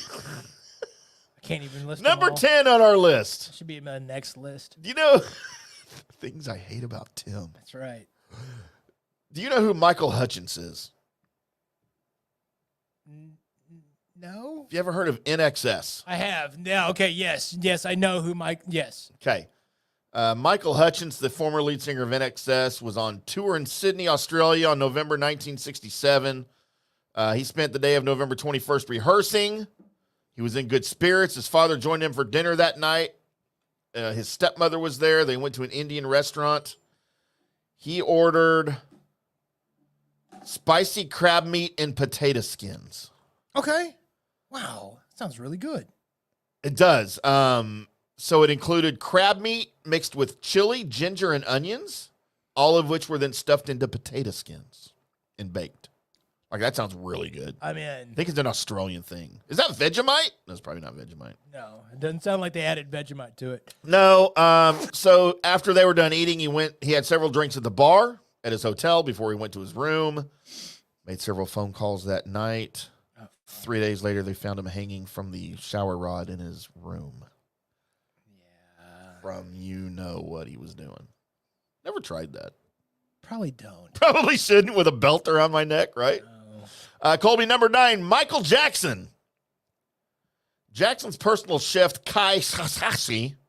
Don't think that's how you say it, but go ahead. It's spelled Chase, but I just went with Kasase. Was preparing his lunch in the kitchen, a traditional meal of healthy foods like turkey breast and vegetables. It's a she. She didn't know that Jackson was already dead, having accidentally overdosed on a sedative in his bedroom. But the last meal he ate was served by her the night before, consisted of seared ahi tuna, a salad, and a glass of green carrot and orange juice. Never seen a green carrot before. So his last meal was an ahi tuna and salad. Michael Jackson. Ahi tuna, seared or raw, we're good. Anytime. I mean, if it's sushi, it can be seared on the outside, still raw on the inside, right? Oh yes. That's probably what they were doing, yeah. And that sounds good. Colby, have you ever heard of the man that almost single-handedly ruined all of music in the early 90s? Kurt Cobain. I have, and no, he didn't, sir. So arguably the last thing that Kurt Cobain consumed was Don't. What? Okay, you're actually going to say the meal? Well, arguably it's root beer, but that wasn't his last meal. Okay, I thought we were going to a joke. No. Joke about death, sir. Okay. I mean, not right now. But his final meal was from the Cactus Restaurant in Seattle. He was accompanied by 2 friends. They ordered dinner, but he ordered dessert. Bananas dolce. Oh. comprised of flash-seared bananas mixed with brown sugar and rum served over coconut ice cream. During the outing in early April 1994, they consumed their foods. They sat outside smoking and chatting about going to see a movie. According to the owner, Cobain's credit card was declined because Courtney Love had canceled all of his cards after he left rehab. Because remember, he'd just gotten out of rehab. Right. So he paid by check. This was obviously the early 90s. And the owner said it was kind of gibberish and the writing was not decipherable, but I knew who he was, so I took it anyway. So can you imagine what that check's worth if he still has the check? I would have held on to that. So, yeah. Just not, because the next morning is when he supposedly shot himself. But his body wasn't found for 3 more days. I will tell you, the description of the dessert he ate made my inner fat boy stand up. What? Doesn't that sound amazing? That's what I want. Right Colby, number 7, Jim Morrison of The Doors. Sweet and sour Chinese food. They couldn't even say what it was. It was just random sweet and sour Chinese food. It wasn't like sweet and sour chicken or sweet and sour. It's just sweet and sour Chinese food. He just got all the Chinese food and said sweet and sour sauce. Competing theories exist about the last days of the Doors frontman Morrison's life, but according to his longtime girlfriend, Pat Corson, he spent his last night with her enjoying dinner and a movie in Paris. It's not entirely clear if they actually ate together, but the consistent element in tellings of what happened that night was the inclusion of Chinese food. Morrison reportedly ate something of the sweet and sour variety, often presumed to have been chicken, alongside multiple beers during the early morning hours of July 3rd, 1971. Morrison accidentally overdosed on heroin and died at the age of 27. Number 6, Colby. You ever heard of Jimi Hendrix? Jimi? Is it Jimi? Jimi Hendrix? Yeah, stop. Yes. Overrated, by the way. Oh, come on. I mean, he's Shut okay. up. He's a good guitar player, I guess, but Shut up. he's up there with Kurt Cobain. Tuna salad sandwich. I'm going to go trip you. Trip this. Hendrix' girlfriend, Monica Danneman, picked up the guitarist from a party in London the night of September 17th, 1970, around 3 a.m. Must have been a good party. On the 18th, she made them both tuna salad sandwiches. About an hour later, Hendrix said he couldn't sleep and asked her for a sleeping pill. According to her statement, she didn't give him any. And then when she woke up the next morning, he appeared to have fallen asleep on his own. He was still asleep when she went to buy cigarettes the morning of the 18th. So literally the entire night, the entire day. But when she got back, she noticed he'd vomited. Unable to awake him, she called an ambulance. Hendrix was dead, choking on his own vomit in his sleep. Been there. No, you haven't been there. Colby, number 5, John Lennon. You ever heard of him? Yes. Trying to think of what he did. He did some, Is he in the Rolling Stones? Yes, he's in the Rolling Stones. Corned beef sandwich. Man, that sounds good. Lennon was shot and killed by Mark David Chapman in New York City on December 8th, 1980. In the hours leading up to his death, he stopped at the Stage Deli for lunch. Okay. So actual deli corned beef sandwich. Oh, yeah. I've been to the Stage Deli. It's still there. I didn't know that's where he ate. And it's like their corned beef sandwiches have like 2 pounds of corned beef, right, in between the bread. Like it's a monster. It's ridiculous. By the way, yes, Beatles, we know. Before somebody gets completely upset. Oh, that's somebody commented. Right. What are Beatles? Like the car? He then went to the recording studio, worked with Yoko Ono on the song Walking on Thin Ice. That's prophetic. Yeah. As Lennon and Yoko Ono wrapped it up, he said, "Let's go and have dinner before we go home." Lennon replied, "No, let's go home because I want to see Sean before he goes to sleep." And, of course, walking into the Dakota apartments, he was shot and killed by Mark David Chapman, who earlier in the night had got his autograph as they were leaving the Dakotas. Right. And then he went on to, help the Rangers win a World Series. Wrong Chapman. Never mind. Could be related. Yeah. Mark Aroldis Chapman. Colby, number 4, Whitney Houston. Hamburger fries and a turkey sandwich. In the hours after singer Houston's death on February 11th, 2012, a photo was leaked from the Beverly Hills Hilton hotel room where she had died. The photo showed what is believed to be Houston's last meal. One she'd ordered from room service the day before. The items on the tray included a hamburger, fries, a turkey sandwich, champagne, and beer. I will tell you right now, Colby, if I'm in a hotel room by myself and I order a hamburger, fries, a turkey sandwich, champagne, and beer, I may not survive the night because I'm going to consume all of that very quickly. Right. Colby, number are we on here? Number 3 as we get into the top 3 celebrity deaths sandwiches or musician sandwiches. What? Whatever it's called. Mama Cass Elliott. Familiar with Mama Cass? I am. Mama's and the Papas. Yeah, She was the fat one. she's a rather large lady. Not anymore. Lost a lot of weight after this. Oh, dear. Ham sandwich. That was the bit when she was on Scooby-Doo was also a ham sandwich. It was. So look, the legend was that she choked on the ham sandwich, right? Like that's what I had always heard growing up. That's how she died. She choked on a ham sandwich. So the other joke, not to make fun of people's deaths, but the joke was always, man, if Mama Cass would have shared half of her ham sandwich with Karen Carpenter, they'd both still be alive today. I still can't get over it because that was literally the thing when she was on when she was on Scooby-Doo and Scooby-Doo whatever it was and Mystery Guest. They talked about a ham sandwich. Yeah. Oh crap! All right, we got to hurry. I think Spittle's in the room here, so we got to get through here. All right, get done. Number 2. Of the last meals of 10 music legends, Colby, Elvis Presley had ice cream and cookies on August 15th, 1977. I'm disappointed it wasn't an Elvis sandwich. Peanut butter and banana sandwich. With bacon. That was peanut butter and bananas. With bacon. Oh, and bacon? And bacon. I'm not trying that. Okay, that's next, I guess, because it's awesome. That sounds disgusting. You shut Can I up. have sleeping pills with it? Yes, you Think know he what? had sleeping pills on a sandwich? Yes, I will crush up. You know what? We'll go soft. I'll crush up some melatonin. Don't mark that. Mark. Finally, Colby, number 1. Did we skip number 2? Oh, that was number 2. Number 1, maybe one of the greatest entertainers of all time that's not named, who's the guy I hated? Kurt Cobain. A real singer. Frank Sinatra had a grilled cheese sandwich the night before he died in 1998. You know what? Maybe before news and notes, we'll get into how to exactly make a great grilled cheese sandwich because I have ways that you need to know about. But before we get to all of that, with that being the end of our list, I noticed that we have the Hockey Hawk. He's here. He's waiting in the wings. So let's hurry up and get to him, and we'll be right back on the Colby Sapp and IndyCar Tim Show.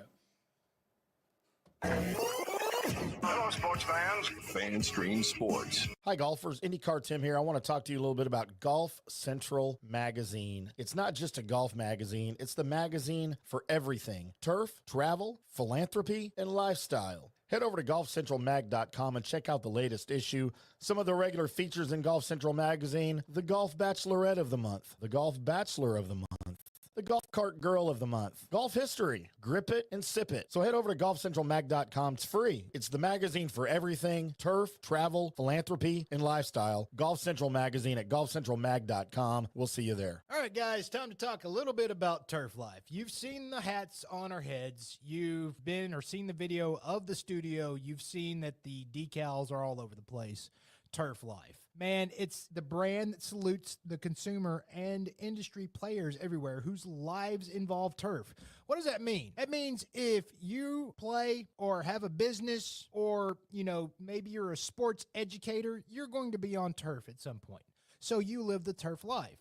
So go ahead and tell everybody you live the turf life by having your Turf Life window decal or, the hat or the keychain or the something. Along that lines, just go to turflifeclub.com and become a turf head. That's what it's called when you live the turf life. You're now a turf head. And you can go join the club today and snag that window decal or snag any other special Turf Life accessories and go over there to that website, which is turflifeclub.com, and get your stuff and show everybody that man, I'm all about that turf life. And then you just kind of raise your coffee mug at them and go, yeah, turf life, baby. That's what it's about. And then that's the end of the commercial. Ding. That means it's done in microwave talk. Hi, golfers. IndyCar Tim here. I want to talk to you a little bit about Golf Central Magazine. It's not just a golf magazine. It's the magazine for everything. Turf, travel, philanthropy, and lifestyle. Head over to golfcentralmag.com and check out the latest issue. Some of the regular features in Golf Central Magazine: the Golf Bachelorette of the Month, the Golf Bachelor of the Month, the Golf Cart Girl of the Month, Golf History, Grip It and Sip It. So head over to golfcentralmag.com. It's free. It's the magazine for everything: turf, travel, philanthropy, and lifestyle. Golf Central Magazine at golfcentralmag.com. We'll see you there. Hey, listeners, make sure you check out the brand new FanStream Sports in-studio text line. You can reach us during any of our live shows or 24/7 at 214-937-0569. That's 214-937-0569. Text us 24/7 day or night, and we'll reply to you and make you part of the show. Coming back at you. Now, more FanStream Sports. Welcome back to the Colby Sapp and IndyCar Tim Show right here on FanStream Sports. It is a Wednesday. Happy Hump Day! What up? Live from the DSP Media Podcast Studios in North Dallas, right off the tollway. I'm Tim. That's Colby. And joining us now, Colby, a gentleman that we are all too familiar with, right here on FanStream Sports. We have Gavin Spittle, the hockey hawk. Caw-caw! I don't have the bit, sorry. That's the worst. You did fine. I've ever heard in my entire life. Caw-caw! Wait, that's not Yeah. good. Sounds like a sick chicken. I'll take it. But Gavin Spittle, the hockey hawk, is no sick chicken, sir. No. He is a legend in DFW radio, not only for his hockey knowledge, but for his knowledge of punters. Oh. Yeah, you know, when we started Spits and Suds podcast, you have to make some sacrifices in life. And, you know, my days of a punting scout was put on hold. But I can revive that at any time because, you know, still when I go to games, I get excited about hang time. Right? Is that even a thing? They don't do that anymore. They used to put it on the screen, like the hang time on and I don't like nobody cares anymore. But they used to have to clock the hang time when they punt the ball before the guy caught her or hit the ground or whatever. But I don't think I've seen that in years. They don't do that anymore, do they? Yeah, no, they don't. You know, I was at a radio convention and Pat McAfee was there and, you know, they're like, get a picture with Pat. And so I'm waiting in line. And the reason I was in line was because I wanted to talk punting. And I started talking about angling to the sideline and everything. And he's like, who the heck is this guy? Wow. Just did not care about talking punt. Every punter that I've talked to could care less about punting. It is a fascinating guy. It's like every Canadian I've ever met is a great person. Oh, yeah. So every punter I've ever met could care less about punting. It's a really fascinating aspect. That said, I'm still, you know, I will text Broadus during games and just say, just remember the punter, man, keeping him in this game. Well, and they do, right? That is an important aspect that gets lost in games. It's all about field position, right? It's all about field position, and these guys boom, and that's why returns are less and less because of the hang time and the coverage downfield and everything. And Cowboys have a good one, and you know there's some, you know, it's one of those things that's fascinating to watch. And the difference between like the number 1 ranked punter and the 16th punter maybe might be like 1.5 yards, 2 yards. So I mean, it's net, it's gross, it's kind of fascinating, but don't sleep on those Australians, man. They can really boot. And you know what's funny is, so as a kid, I was always fascinated by Ray Guy. Oh, yeah. Because he wore his watch on the field. Yeah. Like I could see it on TV in the blurry, you know, SD TV that we had to watch in the 70s and 80s. Legend. Yeah, that he had his watch, like his digital watch on his wrist as he punted. I was like, Dad. Yeah. Why is he wearing his watch? Because he can, son, because he can. I just wanted to point out to everybody listening. Now, there was 2 things that have been said positive about the Cowboys on tonight's podcast. Right. 1, we may have found a linebacker to play, and 2, our punter's good. Our punter's been good for a few years. Yeah. So there you go. You've gotten good news from us about the Cowboys. Good news comes from this podcast all the time, Colby. It's usually my optimism that's happening while you're over on your soapbox of hate. Look, you got Optimist Tim tonight, and you hated it. I know, because it threw me off. That's what I deal with here, Spittle. I don't know what's going on. But I miss him. Trying to... We all do. Oh, wait, I'm here with him. I want to miss you sometimes, Tim. That's what I want. I want to miss you. You will. Don't worry. But trying to jump on my Segway with wheels and pedal that won't go. Let's get into a little hockey talk because we have the hockey hawk. He's not the punting hawk. Well, I mean, he could He's be. the hockey hawk. So we've got the Dallas Stars, who are currently first place in your Central Division, looking really well. And really, my first question is to you is Gavin. This offense looks like it's a second chance team from what I've seen, where it's the second flow towards the net that's really making up a lot of the offense. Is that? I think that's sustainable for, going into the playoffs where you actually want that, where the second wave is what's scoring for you. Is that one of the positives that this team has going into the playoffs? Yeah, you guys would like this because I love your show. It's called The Dirty Area. Yes. When the Stars are in the dirty area, they're much more effective. And, for a while they had a tendency to kind of shoot from the outside, and the power play used to be like, hey, just whip it around the outside to get to Tyler Seguin for the one-timer. Well, the fact that we all knew that meant that the opposing team knew that, and that's why the goalie was sliding over. Now insert Wyatt Johnston, insert Logan Stankoven.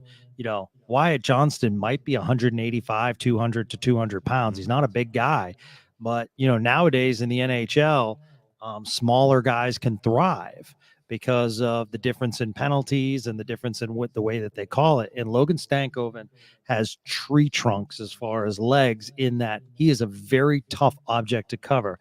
Talking to Craig Ludwig about that, he said he'll take a 6'5" guy any day over a 5'8" guy, because you can't move them, because if you do, you're called for slashing, because you have to punch down. So I think, yes, Colby, you're right. Like second chances, that's when they're most effective, when they're around the net. If they can stay in front of the net and get net front presence. And the other thing it does is it screens the goalie so that, they're not having clean shots. So last night, it was an interesting game. I was paying very close attention to this because it was called a potential Stanley Cup final matchup, right? The best team. Yeah. For me in the NHL, the Florida Panthers, the Dallas Stars, the best team, one of the best teams in the West. There's the potential there. The Stars at home dominated early, went up 3-0, took a bad penalty. Yep. I think it was Marchment took a bad penalty. Marchment took the penalty, and like DeBoer said after the game, you're up 3-0. You cannot take a penalty. Panthers scored, and it was a different game after that. I saw some comments from some of the players after the game that, it was probably a good loss. It was a loss at the right time for that to happen to them. Stuff like this if they meet the Panthers again, and it's going to be in the Stanley Cup Finals if they do, that's not going to stick in their heads, right? Like they're going to know what happened and know what went wrong, and they'll be fine. Yeah, they'll be fine. They probably stopped thinking about it already. It starts with leadership in the room, and Joe Pavelski quickly after the game. It's no coincidence that he's the one that spoke after the game and talked about how this is a good, learning experience for us, and it's a good time that this happened. And basically what happens is you kind of, teach yourself, we have to win periods. Forget about the game. We have to win periods. And they had just won 5 in a row, so they were blazing. And you got to look at the schedule and see what has happened this year. They were up 3-0 against Colorado, now up 3-0 against Panthers, 2 of the elite teams in the NHL, and they let those points slide away. That could cost you the Central Division. At the same time, I wouldn't be surprised if they don't come out flying. I think they controlled the play for about 45 minutes, but any team, when you give them enough power play opportunities, that's a momentum swing. And, Florida, 3 out of 4 on the power play. That's quite impressive. They're an experienced team. Paul Maurice is an experienced coach. As bad as Florida struggled in that game, you knew that if you gave them any kind of life, they were coming. Yeah, and they did. It was a different game after the power play goal. I was a little disappointed in the Stars from that point on, because I thought they were a more experienced team. I thought that they could hang with Florida, as good as Florida is. Man, they are good, by the way. But again, it doesn't matter. It's a regular season. I would have liked to have at least seen 1 point in an overtime loss if you're going to lose to the Panthers. Doesn't matter. They're an East team, so it is what it is. I want to talk a little bit about the trade that happened here late last month for Chris Tanev. Man, all we heard was going into the trading deadline that the Stars needed to add a defenseman.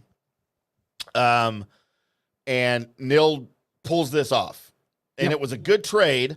They gave up literally, I mean, it ended up being like a 3-team trade when it all boils down to it. But they ended up getting Chris Tanev for a 2024 second-round pick and the conditional 2026 third-round pick. And that 2026 third-round pick only happens if the Stars go to the Stanley Cup Finals.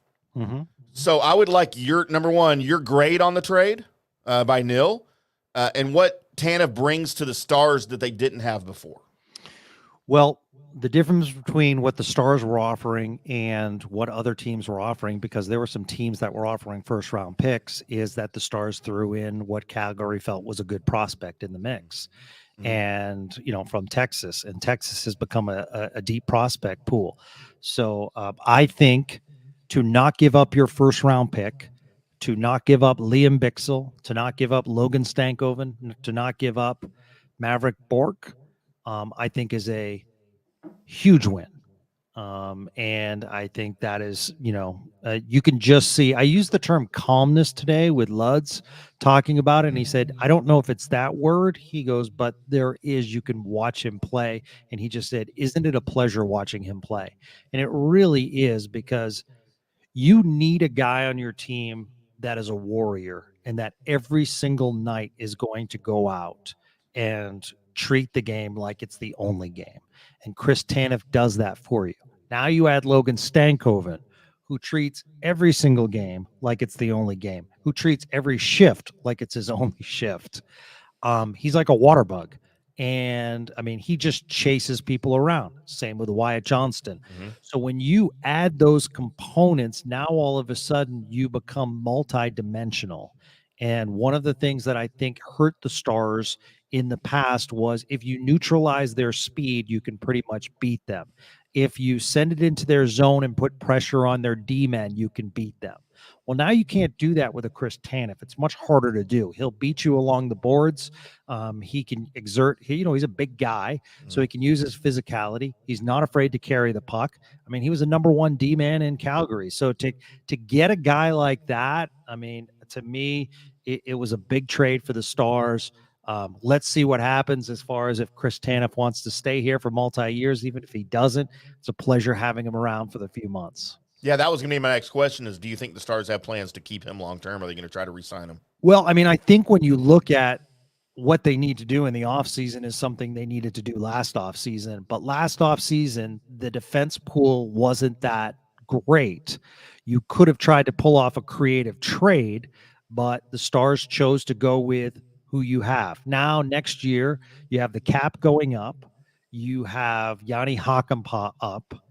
You do have to sign Thomas Harley, and that's going to be a haul. So that's going to cost you some money, whether Harley wants to do a big contract or do what's called a bridge contract, where it's less money but for shorter years. So that the Stars have to take care of, and you are also a year away from Wyatt Johnston becoming a restricted free agent. So the Stars have to be careful with their cap money because they have some big contracts coming up, but also Jamie Benn's up after next year, and that carries over $8 million. So maybe that's your Wyatt Johnston right there. Mm. So, yes, I'd love to see Tanev back because I think it solidifies the defense in a lot of ways. And, to simplify it, when you bring in a veteran NHL defenseman, everyone goes down a spot, and that is massive. Ryan Suter is playing third-line defense minutes right now. That's not a bad thing. Like, that's now Ryan Suter, and for people to say like, oh, Ryan Suter, I understand the hate. He has not played bad this year, but now having him with fresher legs as a third line D-man, I think that's pretty effective. If he had been a third line D-man the whole time in his time in Dallas, I think people would have been like, yeah, he's fine. Makes some mistakes every once in a while. But when you cut down on your minutes, you can also alleviate the mistakes that you make. And Ryan Suter was playing first line minutes, and a guy that age And that's really, really tough, especially against, some of these young guns throughout the league. Yeah, for sure. So I have in this little bit of a rookie question, but it's my favorite thing to do going into the playoffs is look for these type of people. And my love for this guy has always been, or searching for a guy like this guy has come about because of Mark Lemke. Sure. So we're heading into the playoffs, and if there's somebody on the Stars that could be that guy that just surprises everybody, is able to put some of the team on his back out of nowhere, like Mark Lemke did, where people were holding up signs like "What's a Lemke?" back in the baseball playoffs. Do we have a Lemke on this? My team? favorite was Monica Lewinsky. Right. I think you'll see Joe Pavelski really good in the playoffs. Right. I think Wyatt Johnston's consistency, you cannot not bet on him. I think if you're looking for a Lemke as far as a guy out of the blue, Right. Most of the people know the Stars, so but keep your eye on Thomas Harley and his advancement. And people don't want to hear this, and I understand why, but who's the better defenseman right now paired, Miro Heiskanen or Thomas Harley? I'm a big Miro guy, but I think that, that Thomas Harley is playing at a level, and you look and it's like, wow, this is your second year in the league. So that's an impressive pairing. So I would say Thomas Harley is going to be, really effective in the playoffs. We need to remember the rink gets smaller, things get tighter, the physicality is ramped up, the energy levels are ramped up. So, let's see. I also want to throw in there, guys, because I raised my hand on Spits and Suds because everyone's saying, well, hopefully they win the division. I'm all about winning the division, absolutely. But look what Nashville's doing tonight in Winnipeg, winning. And that's a big win if Nashville pulls off the win. Nashville's the hottest team in the NHL right now. Who have the Stars struggled against this year? Yeah, they blew them out for a game. Other than that one game, I think Nashville outplayed the Stars. So do I think the Stars can beat Nashville? Absolutely, they can. But Nashville scares me. I don't like the matchup against Nashville. So, let's keep an eye on that. But the flip side is, it would be a beautiful thing if Winnipeg just beats up on Colorado, and likewise, let them beat up on each other. Let's just win the Central and then worry about it. Yeah, so that's leads to my next question. Playoff outlook for the Stars as we get closer and closer, as the games are in the regular season are dwindling. Yeah. Possible matchups. Obviously, Nashville, as you just said, not a good matchup. Thoughts about an extended playoff run as the team sits right now, especially after the addition of Chris Tanev? So I'm often criticized, or let's just say people comment and say, oh, we got this, and I understand. But until you beat Colorado and until you beat Vegas, to me, they're ahead of you. And I know you might be ahead of them in the standings, but until you beat Vegas, until you beat Colorado, they have cups, then I think you take the next step. And I think they're going to be tough to put out in the playoffs. Let's hope another team does that for us. But I think they're a tough out. The interesting one's Vancouver, because a lot of people think this Vancouver team came out of nowhere. But throughout the year, they were not heavy at the trade deadline, but they made deals throughout the year. And they're much tougher on their blue line right now. They have some really good scoring. They come at you in waves. I think Vancouver's going to be a tough out. So it's fascinating. We were talking about this the other day, guys. The West, it's the Wild West. 1 through 8, they're stacked. The East is really good too, but I have never seen parity in the NHL like this. It is absolutely amazing to me that 8, I don't think we'd blink if 8 beat 1, either in the East or the West. Wow. I love hockey. Well, that's the thing. We're getting into playoff hockey, which is it's one of the best sporting events there is when you get into playoff hockey. It's the most enjoyable. And when you look at the fact that, like, with the writer's strike and the lack of entertainment going on, and this now being able to catch more eyeballs, this is actually could be a spot to where hockey explodes. And if the Stars are on a run while that happens, now the whole thing behind hockey could grow and grow as a sport because it's hitting at the right time. Just like when the NBA playoffs start, this right here is a spot that I know I'm just making a statement, but this could be a really big thing for hockey because of what's going on in the whole world of television. So, Yeah, no, and hockey needs a boost. ESPN's done great things, I think, with the broadcast of hockey this season. And I'll tell you this. I know they only did this for one game or one night, Spittle, and I'm sure you remember this early in the season when they did kind of their what's the NFL equivalent? The Sunday ticket where they do every game. I forgot what it's called. the Red Zone. The Red Zone. Yeah, the the Red Red Zone Zone. channel. So ESPN did their version of the Red Zone, NFL Red Zone channel. Yeah. And I forgot who was on it. Buccigross was on it, I think, with a couple of other guys. Yeah. To me, that was the most fun I've had watching hockey. And at the time, I didn't realize it was a one-night event only. I thought that was going to be something that would go at least a few times throughout the season. But did you get a chance to check that out? Like, were you part of that? Loved it. I mean, the NHL's doing good bits. Why wouldn't like they do that again? It's an interesting question. I think, let's see what they do in the playoffs. I think TNT has really upped their game. Yeah. I think that TNT's in between periods is must watch at times. Anson Carter, Paul Bissonnette, Liam McHugh, they're all really, really good. Gretzky, Lundqvist. So I'm interested to see, we're also seeing the evolution of, I think to understand the game of hockey is while it might be below basketball, below baseball, below football, there is a growth pattern that's happening. And we need to look at youth leagues, the growth of USA Hockey, which is emerging as, the great country as far as hockey. And that's awesome. USA Hockey is stronger than it's ever been. The evolution of women's hockey, where the PWHL is absolutely awesome. They're playing a game in Detroit this weekend. I think they sold 11,000 tickets already. So the evolution of the women's game, and just in Dallas-Fort Worth alone, we're seeing some massive growth as far as we're seeing, players in the NHL now. We're seeing 2 women that are dominating college hockey right now from DFW. So that's awesome. And then you look at the evolution of college hockey, where random colleges are picking up hockey and it's very successful. Arizona State, Penn State, Notre Dame's had it for a while. Yeah. So like hockey, and I was so great. I got to see Boston University versus Quinnipiac this year. Oh, wow. And to me, like being in that barn and experiencing college hockey, it was a beautiful thing. College hockey's hot right now.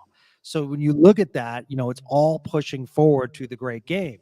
And that's what's so cool. So I think more and more eyes will be on the NHL this year with the playoffs, and that's never a bad thing. There is a key component as well, and I'm sorry I'm long-winded. Oh, no, you're great.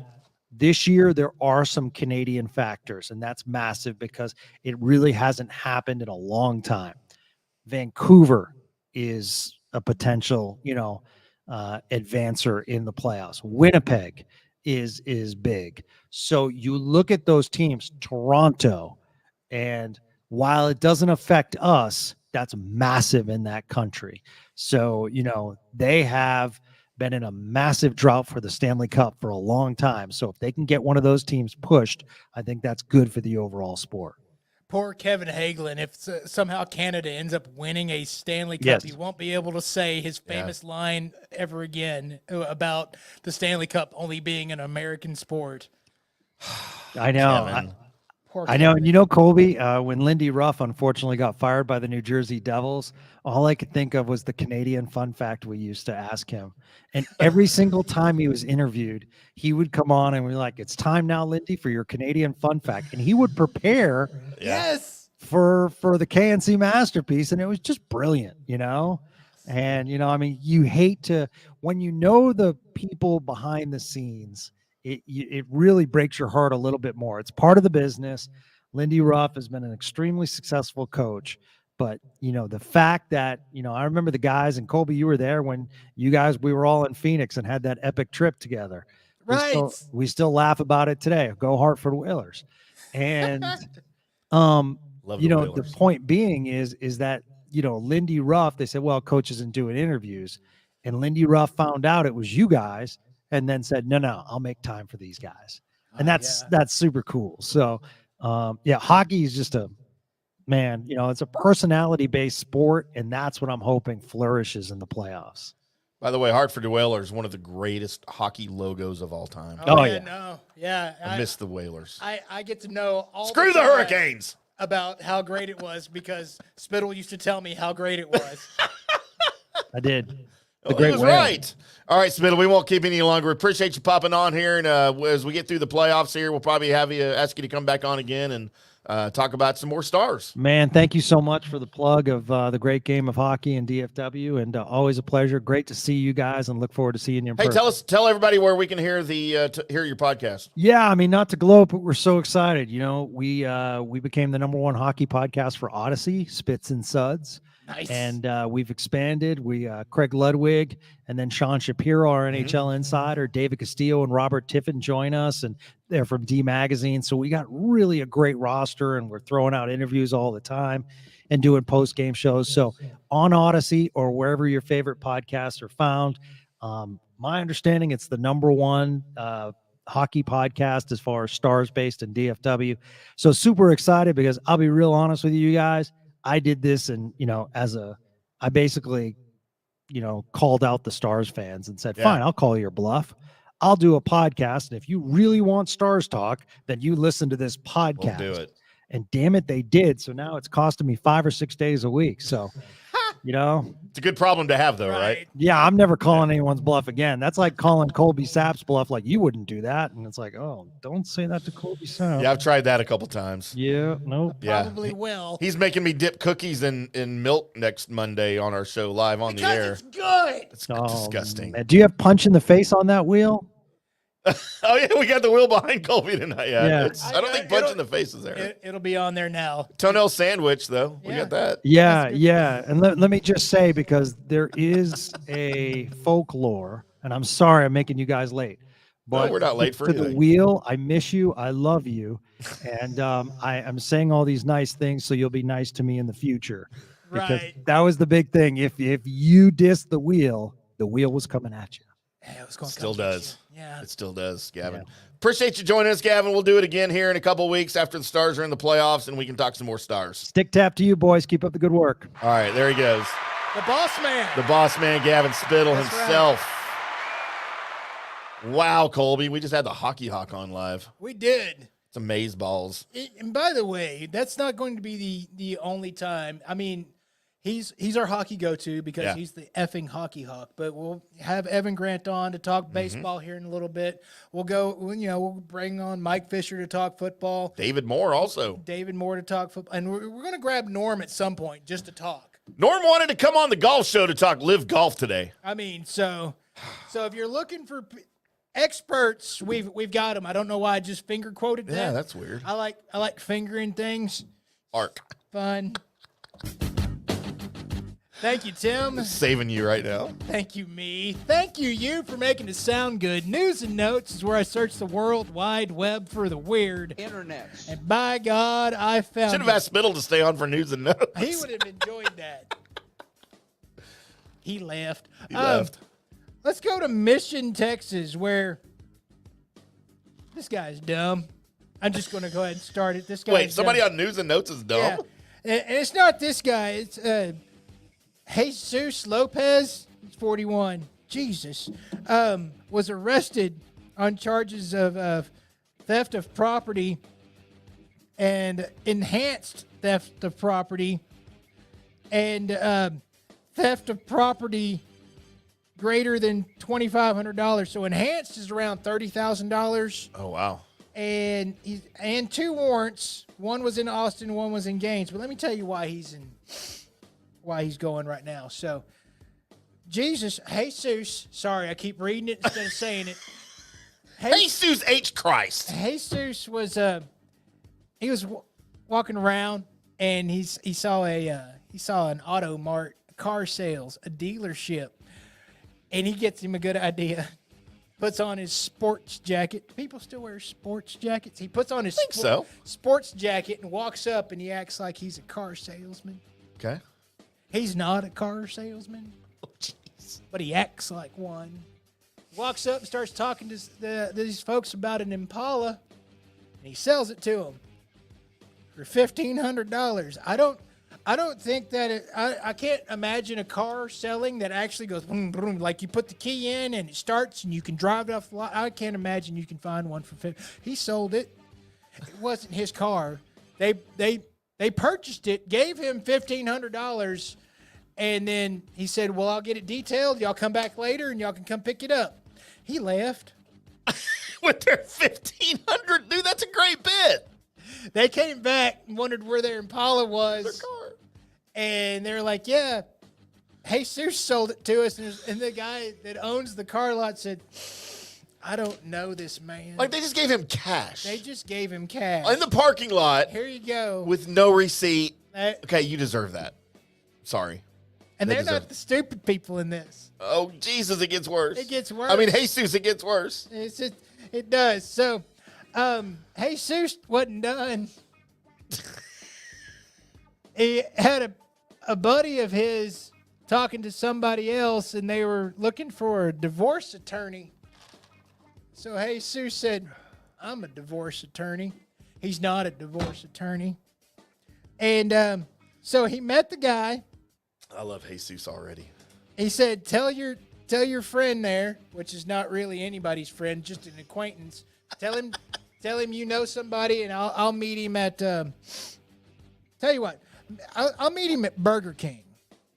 So he met the guy at Burger King, and he said, "Yeah, I'll start working on everything. You're wanting to get a divorce," and he's like, "Yeah, and a Whopper."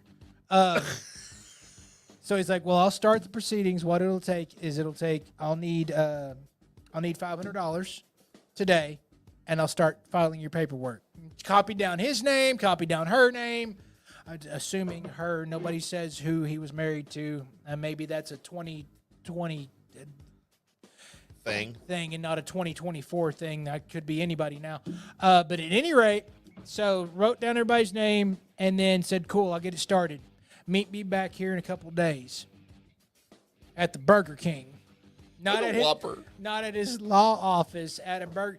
So the guy shows back up at the scheduled meeting time at the same booth at the Burger King. And he says, "All right, I'm going to need another $2,500 to put this thing through." Guy gives him $2,500. Meets him a couple days later, and the guy's and Jesus almost called him Jesus again. Stop reading and tell the story. Jesus says, "Damn it." Jesus says, "I need more money." And he gave it to him.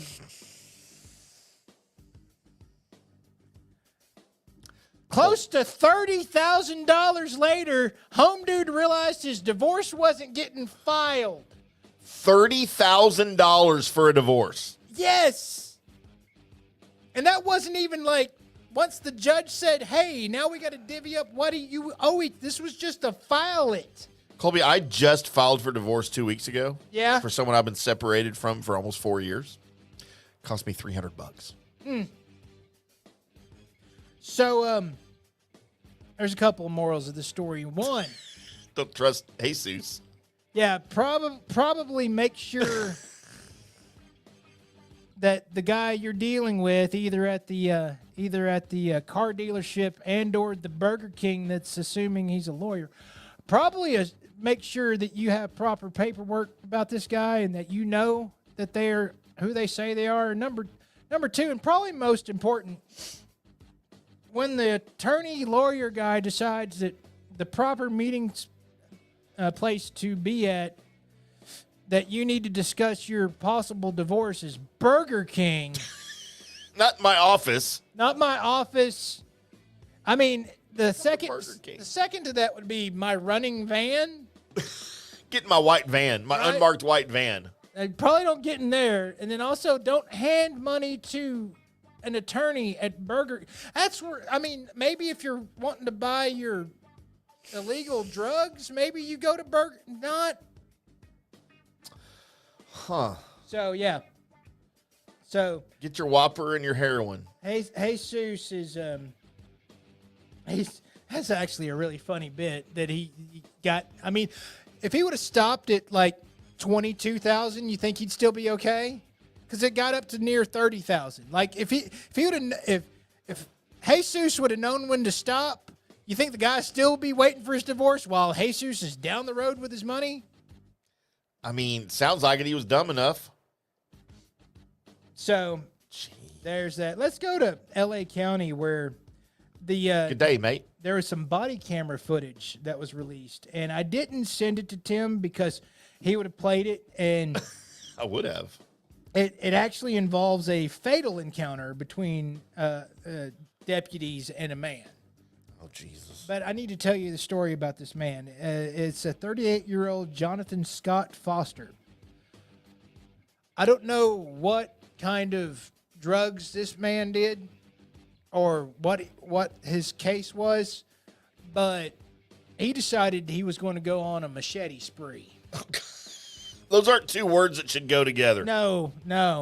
Spree candy, it's good. Oh, my God, I love spree candy. Machete spree, Not so much. Not so much. Wait, what if it was spree candy shaped like machetes? But you could still eat it? Yeah. I mean, they'll just fall apart. It's just chalky That's true. Yeah. With a candy coating. candy coating. So he started off at a gas station, and he just kind of busted through the door at the gas station and then went after the clerk with the machetes. Now the machetes, the clerk was able to put up, the whole B formation, don't get me, Yeah. stop. And so You gave the Des Bryant? yeah, her hands and arms got cut up, but nothing life-threatening. Good. So she managed to get a hold of, 911, like, hey, this is up. So the cops show up there, and as they're there, they get a 911 call from the Albertsons across the street. Home dude went through, I guess it was a grocery store. I just called it an Albertsons because that's what my brain said. It's a grocery store. So he burst through. He didn't use the sliding doors. He just burst through the window. Before the doors opened? Right. He just went through like the Kool-Aid man. Oh, Yeah. But he had machetes. So he just burst through and is running up and down the aisle. Well, I say machetes. He had one machete. And then the cops showed up and they're like, hey, you need to stop They were very calm. being machete man. And Filming a movie. And so they tried tasers and it didn't work. They shot him with the bean bags and it didn't work. And after they did that, he whipped out his other machete and said, now you're pissing me off. And that's, of course... Why would he break out the second one sooner? Well, because I guess he wasn't mad yet. Seems like poor planning on his part. So once the second machete came out and he charged towards police, that's when they decided, well, never mind. The taser didn't work. The beanbag didn't work. I guess you gotta go bye-bye.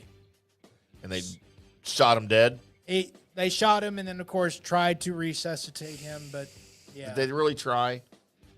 They tried everything. I mean, they tasered him, shot him with beanbags and everything else after he's already attacked somebody Right. with machete. Yeah. That's what I mean. You shot him dead, and then you tried, in air quotes, to resuscitate him.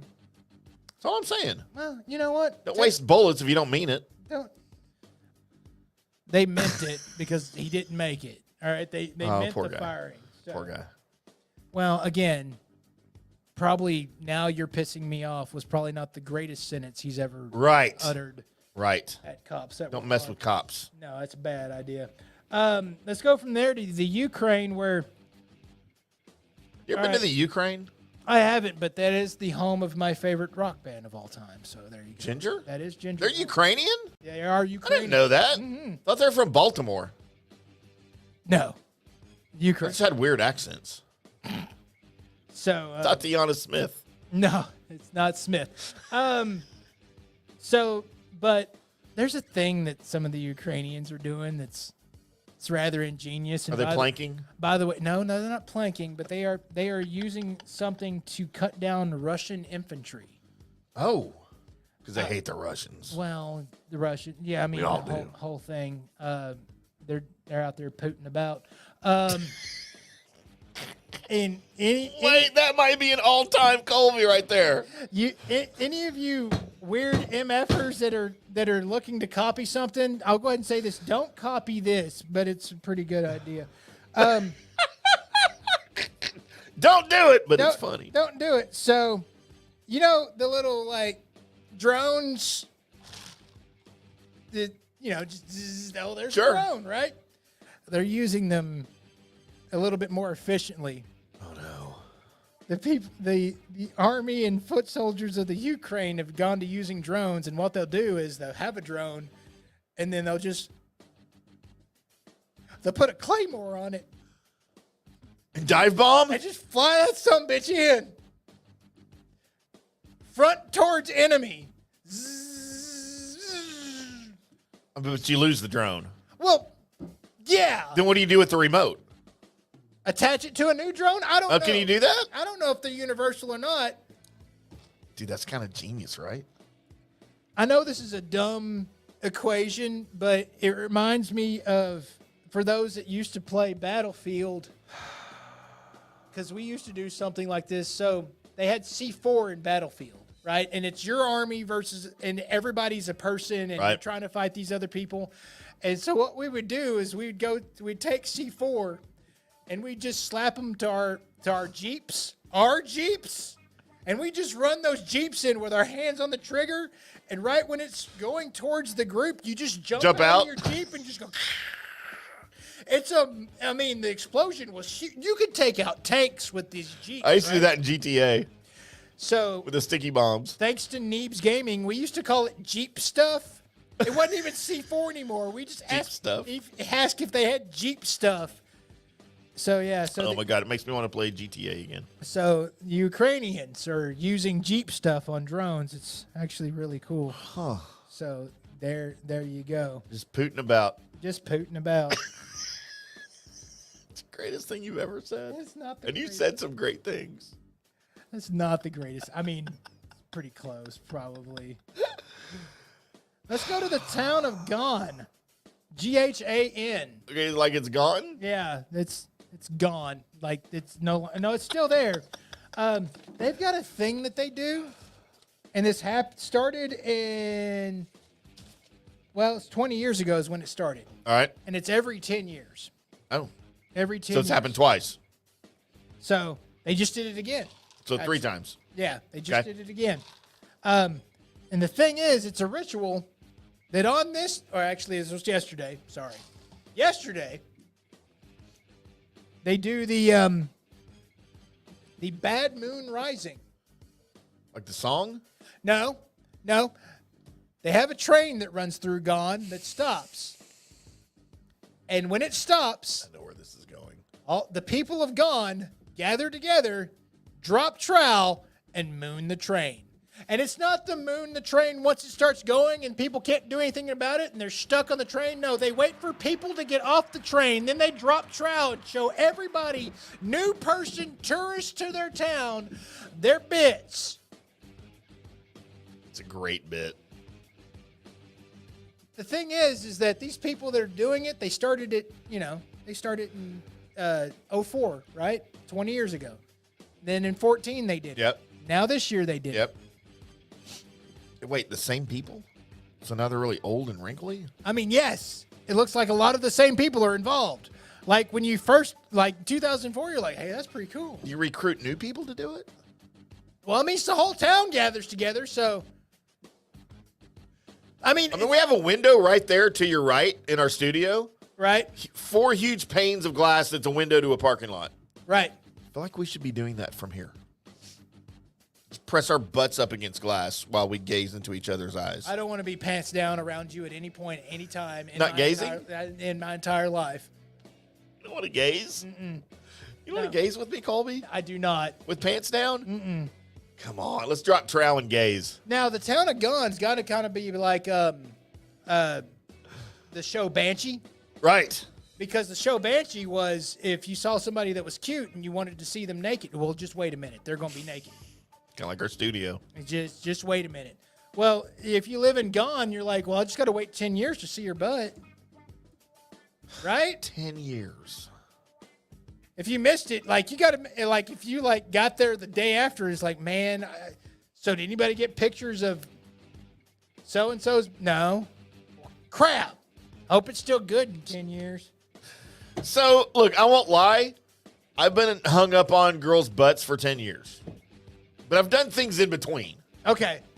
So, I'm just saying, I wouldn't wait 10 years to see a girl's butt without doing things in between. What if that was the only way you're going to see your butt? Well, I mean, with that girl, I did things with other girls in between.